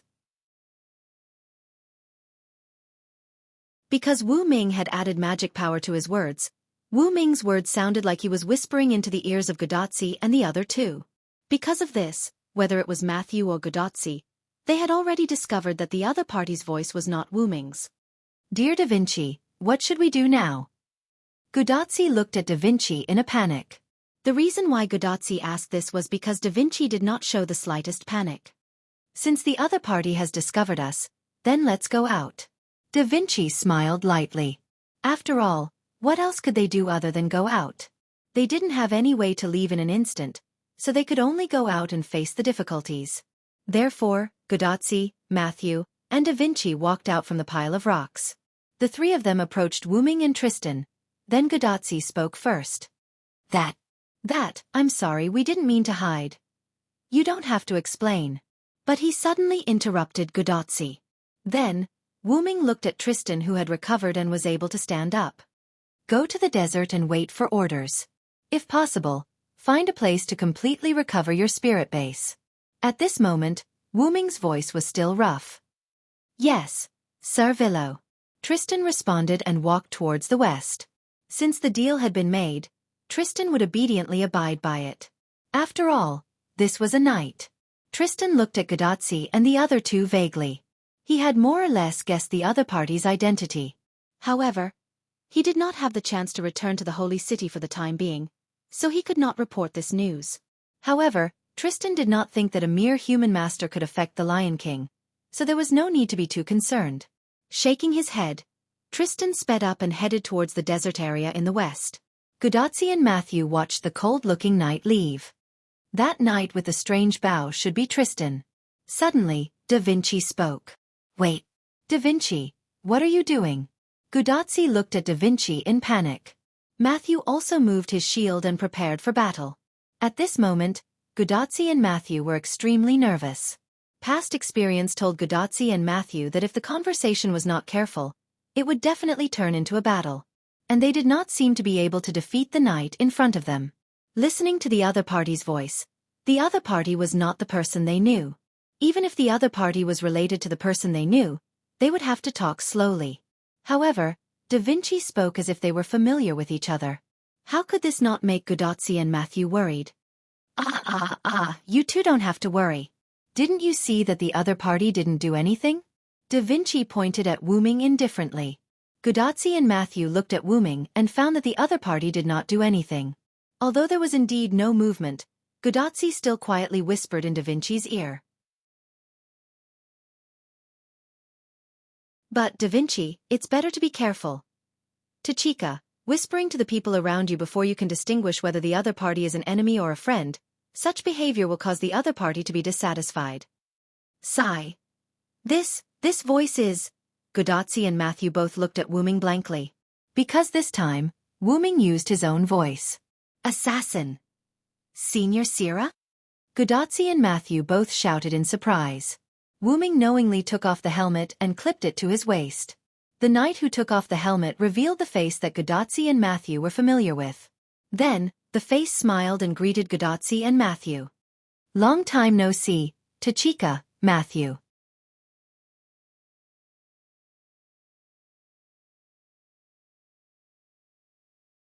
Chapter 688. Gudatzi excitedly ran towards Ming. Matthew, who was worried, wanted to follow her but was stopped by Da Vinci. Matthew looked at Da Vinci in confusion, but Da Vinci just smiled and shook his head at Matthew. Although Matthew still wanted to accompany Gudatzi, Gudatzi had already run to Ming's side. Gudatzi suddenly pounced into Ming's arms. The moment before Gudatzi pounced in, Ming turned his helmet into magic power and threw the meteor silver. The golden ripples instantly engulfed it. Due to inertia, Ming hugged Gudatzi and spun around a few times, successfully making Gudatzi laugh. "Wah, assassin, I missed you so much, ha ha ha." Ming hugged Gudatzi and spun a few more times, then stopped and put Gudatzi on the ground. Ming then stroked Gudatzi's little head as if he was looking at a little sister who needed love. "I missed you too, Tachika." At this time, Gudatzi's watch suddenly emitted the sound of Roman's crazy and disbelief. "Are you for real? Are you really Sira? This is unbelievable. If I didn't hear wrongly, the knight just called you a Villo? Could it be that you are King Arthur's first knight of the Round Table, Villo Sira Ed? But that's impossible. You are obviously Sira of Ulster. How could you become King Arthur's knight? The timeline doesn't match at all." Then, Roman seemed to have thought of something and his voice stopped abruptly. This made Gudatzi a little confused for a moment, thinking, "What's wrong with the doctor? Why did he suddenly stop talking after a long speech?" Ming could not help but laugh at Roman's reaction. Ever since he knew about Gidea's identity, he was completely sure of Roman's identity and did not have the slightest doubt. And since Roman was that person, it was not strange that he knew about Ming. But Roman could not show it, after all, he was just an ordinary human. "Well, I forgot. You are a mysterious guy who has always been alive. If that's the case, then it's understandable that you left a record in history across time, ahaha." Roman laughed. It had to be said that Roman's answer to himself was rather perfect. If he had been alive all this time, he would have been able to recover from his previous shock. It seems that this guy also enjoys being a human. Ming could see that Roman's surprise for Ming was indeed real. This meant that the other party did not rely on his previous strength, but relearned as a human. "But, how much effort did you put in that ordinary people can't even catch up with you, Roman Aceman?" Ming silently glanced at Gudatzi's watch that sent out Roman's communication sound. He seemed to see the young man with a helpless smile on his face. On the other side, Gudatzi just reacted from a sudden realization. Indeed, Ming once generously admitted that he was still alive, so Ming was likely to exist in human history a long time ago. Then, it was not strange that Ming had multiple names and legends. Then, Gudatzi hugged Ming again with a happy face. "As expected of assassin, you're still very powerful." Ming also smiled and hugged Gudatzi, but his eyes were thinking about something. "It seems that I guessed correctly." Ming thought in his heart. Ming obviously did not have much contact with Gudatzi, at most only a few times, but just these few times raised Ming's favorability in Gudatzi's heart to the extreme. On the other hand, Gudatzi's favorability in Ming's heart also rose to a high level. But whether it was Gudatzi or Ming, their favorability in their hearts was not the kind of love between a man and a woman, but the kind of affection similar to family. To Gudatzi, Ming who appeared several times to help her was like her brother, and to Ming, Gudatzi was like a younger sister who encountered trouble and needed help many times. And the reason why there was such a feeling, Ming guessed that the problem was with Gudatzi. However, even if he had guessed that the problem was with Gudatzi, Ming did not find any abnormalities with Gudatzi. When Gudatzi threw herself into Ming's arms, Ming had already probed Gudatzi's body. But unfortunately, Gudatzi was completely an ordinary magician, and the kind that was at the rookie level. Except for some magic and the command spell in Gudatzi's hand, Ming did not find any other mystery on Gudatzi's body. However, the most unusual thing was that there was no abnormality. Ming raised his head and looked at the huge aperture that had always existed in the sky. Could it be that Gidea did something to Tachika? As soon as this thought appeared in Ming's mind, It was immediately cut off by Wu Ming himself. There was no other reason. How could a contractor who had formed a fate with many heroic spirits be affected by Gidia? Don't underestimate the star crystallization of human faith, and don't underestimate the miraculous existence called heroic spirits. Senior. At this time, Matthew's voice came from behind Gudatsi, which was in front of Wu Ming. He saw Ma Shu holding her big shield and running towards him, while Da Vinci was following behind her at a leisurely pace. By the way, Da Vinci walked over. Matthew. Gudatsi broke away from Wu Ming's arms and waved at Matthew. After Matthew came to Gudatsi's side, he began to greet Wu Ming. Senior Sira, long time no see. However, Wu Ming smiled and shook his head. Call me Senior Villo, Matthew. Ha! Villo. Senior? Matthew was taken aback, and there was a slight change in his eyes, but he quickly recovered. Matthew looked at his hand, somewhat at a loss. Matthew could feel that Galahad, who was sleeping in his body, woke up for a moment, but then fell asleep. Maybe it's because Galahad, who was sleeping in your body, suddenly woke up because she saw the person she respected the most. Da Vinci, who was a step behind, explained slowly. Hey. Is Senior Sira really the Knight of the Round Table, Villo Sira Ed? Matthew was shocked.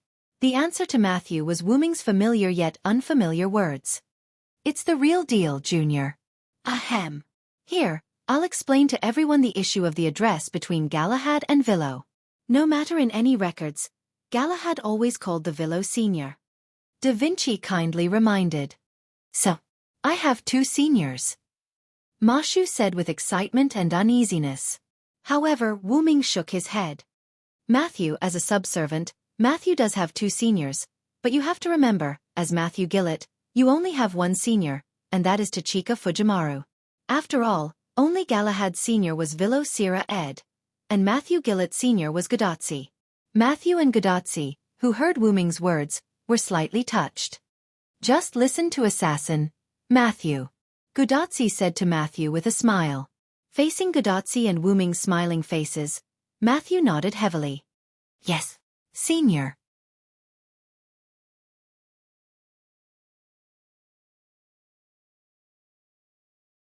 Chapter 689. Then, the genius Da Vinci, who didn't know how to break the atmosphere, personally broke the beautiful atmosphere.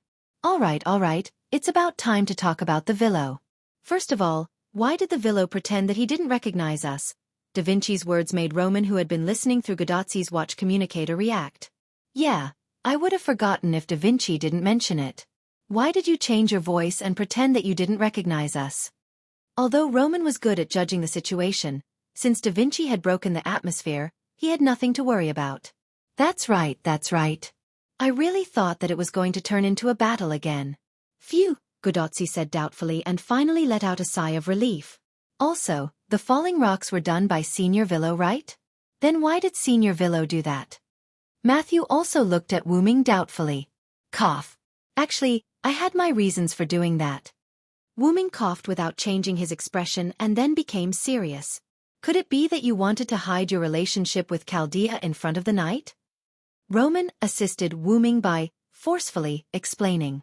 Yes, that's right, that's it. Wu Ming immediately nodded and admitted without hesitation.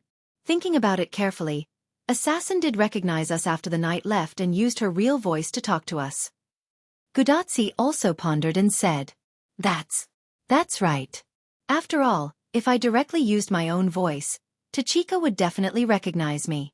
Moreover, the falling rocks were to prevent Tristan from suspecting you. That's why I did that. Wu Ming immediately took advantage of the situation and started to talk nonsense. After all, he couldn't possibly say that he was just being impulsive. Other than Da Vinci, who looked at Wu Ming with a smile, whether it was Matthew, Gudatsi, or Roman, who wasn't here and only understood the situation through the conversation, they all believed Wu Ming's words. Wu Ming hurriedly tried to muddle through, so he quickly diverted everyone's attention. Speaking of which, did you guys come out from the desert? From the position of Gudatsi and the other two, the probability of them coming out from the desert was very high. Gudatsi nodded as Wu Ming expected. Yeah, we were teleported directly into the desert by spirit particle transference. Gudatsi then told Wu Ming their experience. First, they entered the desert, causing the desert's enchantment to cut off the connection between Gudatsi and Chaldea. After that, Gudatsi and the others encountered the desert's divine beast, Sphinx. After defeating the Sphinx, Gudatsi and the other two naturally had to explore. After all, they couldn't contact Chaldea at that time, so they couldn't just sit back and wait for death. Fortunately, Da Vinci followed them. After searching through Da Vinci's equipment, the three found a water source and a city. On the way to the city, the three encountered a large group of Sphinx. However, these Sphinx didn't give Gudatsi and the others a headache because a group of men in black repelled the Sphinx group. After that, because the men in black looked a bit like bad guys and they really caught a sleeping woman, Gudatsi and the others came to her rescue. After that, the woman woke up and thought that they kidnapped her, so they fought with the other party again. Fortunately, Mr. Lucius came to help. Otherwise, we wouldn't be able to go. Matthew gasped for breath. Lucius. Wu-Ming made a puzzled sound. Yes, that's a knight. He happened to pass by when we were misunderstood by Miss Nitticles and saw the truth, so he came out to help us clarify the misunderstanding. Matthew nodded. So where is he now? Wu-Ming wanted to meet this knight named Lucius. He always felt that he was also a key clue. Mr. Lucius left after he helped us. We don't know where he went, either. Matthew's words disappointed Wu-Ming a little. By the way, Nitticles is a pharaoh's follower. After we cleared up the misunderstanding, she brought us to the shrine in the desert. Gudatsi immediately changed the topic. Temple? Did you see the Sun King? Hearing Gudatsi say that they went to the temple in the desert, Wu-Ming put his attention to Lucius aside. Yes, Nitticles is not the owner of this desert, so after we passed Nitticles' test, she took us to the temple to meet the owner of this desert. It should be the Sun King you mentioned. Gudatsi answered Wu-Ming. Wu-Ming was not surprised that Nitticles was not the owner of this desert. If she was the owner of this desert, she would not have been taken away in her sleep. Then, can you tell me who the other party is? Wu-Ming looked at Gudatsi and the others seriously. Of course, assassin, you're being too polite. Gudatsi looked at Wu-Ming with some resentment. Sorry. Wu-Ming immediately patted Gudatsi's head and apologized. The head patting was still very effective on Gudatsi. At this time, Da Vinci answered Wu-Ming's question. The other party is Ramses II. It's actually Ramses II, Wu-Ming said with some surprise. There was no other reason but because Ramses II was a little too powerful. The king, pharaoh, who ruled the area of Egypt from the 13th to the 14th century BC, was both the son of the sun god and its incarnation. Moreover, Ramses II also built many buildings and even classified the previous buildings as his own. In fact, it made sense when he thought about it this way. Because Ramses II had a large number of buildings under his name, these buildings were sublimated into relics and created a large area of desert similar to an inherent barrier. Unfortunately, we did not find a second city in the desert. This desert was summoned together with Ramses II, not his temple. Da Vinci seemed to have seen through Wu-Ming's thoughts and directly shattered Wu-Ming's fantasy. Wu-Ming was a little overwhelmed. I'm just kidding. In fact, Ramses II moved all the temples together, so you can't see other temples in other parts of the desert. Wu-Ming narrowed his eyes and stared at Da Vinci. At this moment, Wu-Ming felt that this guy was more mischievous than himself. In short, we saw Ramses II and learned that Ramses II has the Holy Grail in his hands. The most surprising thing is, according to Ramses II, he seems to know what happened to us at the previous 5 singularities, Gudatsi said with some surprise. However, Wu-Ming was not surprised. After all, the other party was also considered a god, just like Artoria in the Holy City at this moment. Although Wu-Ming did not ask Artoria, Wu-Ming believed that Artoria must only know about Gudatsi. Then why did you leave the desert? Is it because of Ramses II's banishment? Wu-Ming hit the nail on the head.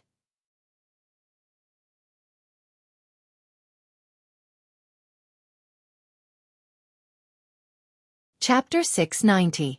After all, Gudatsi and the other two also needed the Holy Grail. In that case, to Ramses II, Gudatsi and the others were enemies. However, Wu-Ming did not believe that the other party only expelled Gudatsi and the others. There must be other reasons. That was why Wu Ming asked. Ramses II only let Nittacles punish us. In fact, it was just a fight. Because we won, Ramses II did not make things difficult for us anymore. He even told us a lot of information. From this point of view, Ramses II's character was not bad. The content of the information was as Wu Ming expected. The Crusaders used the Holy Grail to summon Ramses II, and then were beaten by Ramses II. He even snatched the Holy Grail and summoned his temple in this huge desert, deepening the collapse of morality in this singularity. And the reason why we were expelled is mainly because of Da Vinci. Matthew looked helplessly at Da Vinci, who was smiling without the slightest self-reflection. Da Vinci personally analyzed how Ramses II came to this singularity and his subsequent actions. Then, Ramses II actually used Da Vinci's intelligence as an excuse to take Da Vinci as his concubine. Gudatzi said halfway and could not continue. Wu Ming also knew the reason. It was because this seemingly gentle big sister Da Vinci was actually a man. Yes, a man. Because of Da Vinci's genius idea, after he was summoned, he created a Mona Lisa face puppet spirit base. After that, he stuffed himself into this spirit base and became a woman. But his heart was still a man. Although Da Vinci did not care about gender, he had always cared about art, which was the beauty of the Mona Lisa. I rejected the pharaoh, and then he kicked us out, Da Vinci said with a smile. Although I didn't see it, I can almost imagine the scene at that time. Even Roman could not help but complain. You must have sternly rejected the other party with a serious look on your face. This was the only way to show Da Vinci's vile taste. Isn't that obvious? Mona Lisa is art. Art doesn't get married. But because of that, the other party shamelessly offered the Lion King in the Holy City in the East, Da Vinci said with a smile. This could be considered a blessing in disguise. According to Ramses II, the Lion King is the main culprit behind the accelerated collapse of human nature, Gudatzi said. As expected, Lily's actions also accelerated the collapse of the singularity. Wu Ming thought to himself after hearing Da Vinci's words. So we decided to meet the Lion King first. Moreover, meeting the Lion King was not only because the other party was also one of the culprits who caused the accelerated collapse of human reason, but also because of Matthew. I'm sorry, Senior. It's all my fault. Matthew apologized to Gudatzi. She had always had a special feeling about the Lion King in the East, so Matthew suggested that they go and take a look. However, this seemingly selfish behavior made Matthew feel deeply uneasy.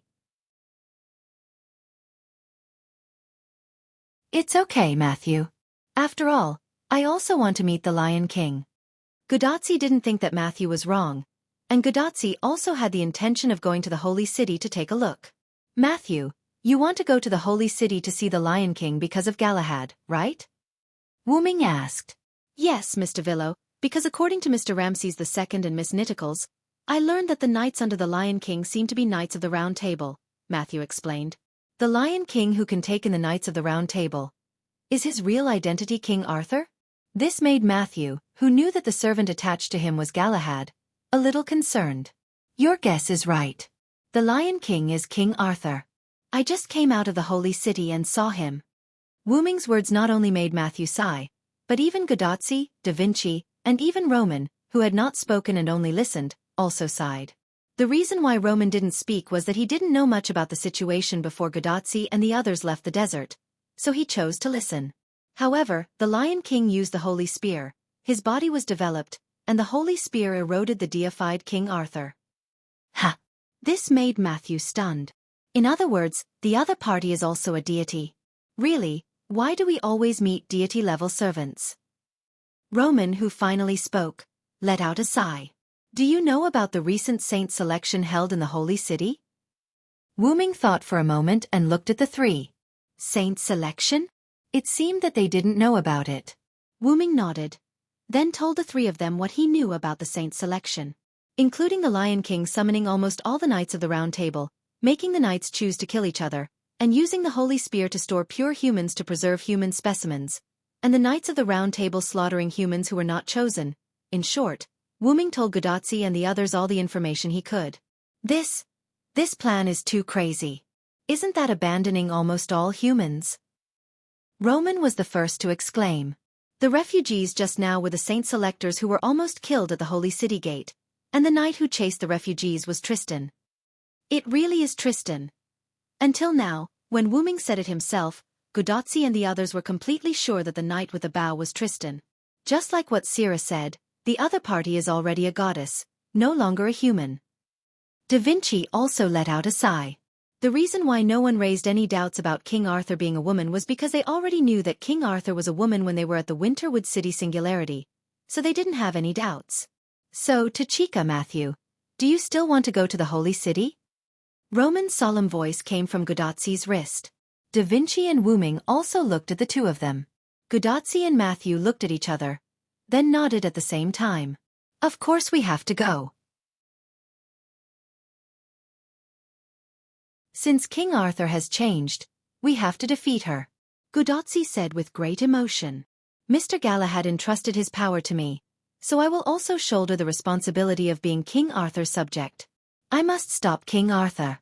As the successor of the Round Table Galahad's power, Matthew also made a choice. She stood on the opposite side of the king. Wu Ming also believed that if Galahad came in person, he would definitely make the same choice as Matthew. Since that's the case, let me accompany you back there.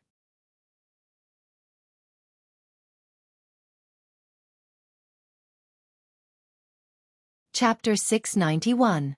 Ha! But, is this really okay? Gudatzi asked in surprise. After all, Senior Villo, you came out because you have something to do. If you go back because of our capriciousness. Matthew sounded a little embarrassed. After all, if Wu Ming delayed something important because of accompanying Gudatzi, then Gudatzi and Matthew would feel bad. Then, Wu Ming stretched out his two clenched hands and placed them in front of Gudatzi and Matthew's heads. Immediately after, the two of them were flicked on the head by Wu Ming's finger that suddenly stretched out. It hurts? Ugh! Gudatzi and Matthew covered their forehead and took 2 steps back. Although even Matthew felt the pain, the strength used by Wu Ming to flick Gudatzi and Matthew's forehead was different.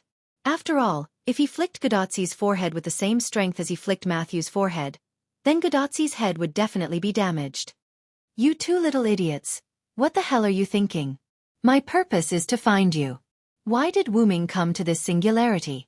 Wasn't it because he felt Gudatzi's summon? When I came to this singularity, I used the sword you gave to Mashu to summon her, but you didn't respond. Gudatzi protested. Mashu also subconsciously moved the seemingly ordinary knight's sword that had been fixed on her waist. Because she was a shielder, she had basically never used it before. Although this knight's sword looked ordinary, Wu Ming had used a special method to fuse the Holy Grail's blade of salvation with this knight's sword. Thus, as long as he poured mana into it, the blade of salvation would appear. From the information that Gudatzi now knew, Wu Ming was likely to have been summoned by the Lion King at the singularity, so he didn't respond to her summon. When you summoned me, I was busy in another world. I just came to this singularity a few days ago. Wu Ming, who saw Gudatzi's thoughts, immediately explained. Ha! Other worlds. Shouldn't other parallel worlds have entered a state of madness at this moment? Roman asked, puzzled. The other worlds I'm talking about are not the world we live in, nor are they parallel worlds of the world we live in. If you want to say it, you can think of it as a different world. After all, whether it was the box court world or several other worlds, for the people of this world, they could be regarded as different worlds. Sigh, that's great. I also want to go to the different worlds to have a look. Gudatzi's eyes showed some intention. But before that, we need to repair our world first. Don't bite off more than you can chew, Da Vinci said, and copied Wu Ming and flicked Gudatzi's forehead. Whoa! Why did Da Vinci flick my forehead when he kissed you? Damn it! In an instant, Gudatzi showed a tearful expression. By the way, I thought that Senior Villo came out to stop Tristan's pursuit of the refugees. Indeed, I didn't come out for these refugees. After all, I didn't know that they were being hunted. I was going to the desert to find the Sun King to retrieve the Holy Grail, and I accidentally saw it, so I stopped Tristan. Wu Ming responded to Matthew's words. After that, Wu Ming suddenly remembered something. By the way, about the servant in black, you should have seen the identity of the other party. Wu Ming was talking about Smoky Drunk Hassan. If Gudatzi and the other two had been watching, then they must have seen the figure of Smoky Drunk Hassan, and they must have seen the identity of the other party's servant. It's one of Hassan. Gudatzi nodded. Ah, yes, we also met a Hassan before. 100 Faces Hassan. Matthew suddenly remembered. The reason why they knew so clearly was very simple. The other party has the ability to clone himself. Except for the legendary 100 Faces Hassan who has multiple identities and is proficient in various skills, I really can't think of anyone else. Da Vinci said. You're talking about the men in black who kidnapped Notorious, right? Wu Ming looked at Gudatzi and the other two helplessly. Gudatzi nodded, and because the other party had multiple numbers, they killed the group of Sphinx that Gudatzi and the other two encountered. Then, Wu Ming's expression became serious. It's not worth advocating to make a move without figuring out the situation. It's likely to turn allies into enemies. Wu Ming looked at Gudatzi and Matthew seriously. Wu Ming's preaching made Gudatzi and Matthew scratch their heads awkwardly. They also realized the seriousness of the problem. After all, in this chaotic singularity, no one could be said to be a good person. Whether it was the desert, the holy city, or the northern mountains, everyone was trying their best to deal with others for their own sake. Therefore, Gudatzi and the others, as outsiders, suddenly intervened and interrupted one party's plan, which undoubtedly made them enemies.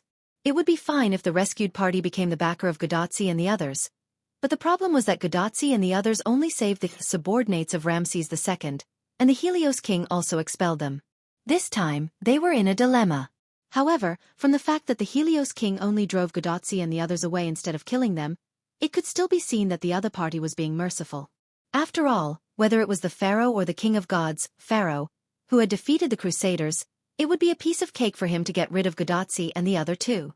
Simply chasing them out was already repaying them for saving his subordinates. But in any case, the result now was that Gudatzi and the others still did not find an ally in this singularity. It was a big failure. By the way, since Hassan can defeat the Sphinx group that gave you a headache, how did you repel him? Wu Ming had a lot of doubts. After all, Gudatzi also said that dealing with a Sphinx before made them feel difficult. So how did Gudatzi and the others repel Hassan who defeated the Sphinx group? Actually, this is the case, Senior Villo. When the other party saw my shield, he thought I was a knight of the holy city, so Hassan retreated directly. And now, Matthew understood that even if she said no, not many people would believe her. At least, that was what the patterns on her armor and the patterns on the shield in her hand told others. She was a member of the sacred city. The people of the holy city were King Arthur and the Knights of the Round Table. As the inheritor of Galahad's power, she was naturally regarded as a member of the holy city. However, those people didn't know that even the people of the holy city didn't know that they had such a subservient partner. After listening to Wu Ming's information about the Lion King for a long time, Gudatzi and Matthew were unlikely to join the holy city, and Gudatzi and the others had also offended Ramses II and Hassan. Therefore, whether it was the Sun King's desert forces, the Lion King's holy city forces, or Hassan's unknown forces in the northern mountains, under the current circumstances, Gudatzi and the others had no way to win over or join them. Are we going to have to fight alone in this singularity? Gudatzi's face was filled with shock and helplessness. Immediately afterward, Roman, who had been silent, spoke. In fact, because the collapse of this singularity is more serious, Chaldea is unlikely to give you much support. Next, Wu Ming also nodded, understandingly. So, unless there are other breakthroughs, you really can only fight alone, Tachika. Gudatzi made an ORZ pose. And just when Gudatzi and Matthew showed a discouraged look, Wu Ming gave them a chance to live. But, if I'm here, then there will be no problem. But you're tuning in to the Xiaofan's Wuxia Tales YouTube channel. Don't forget to subscribe and join us on this journey to catch the most captivating stories.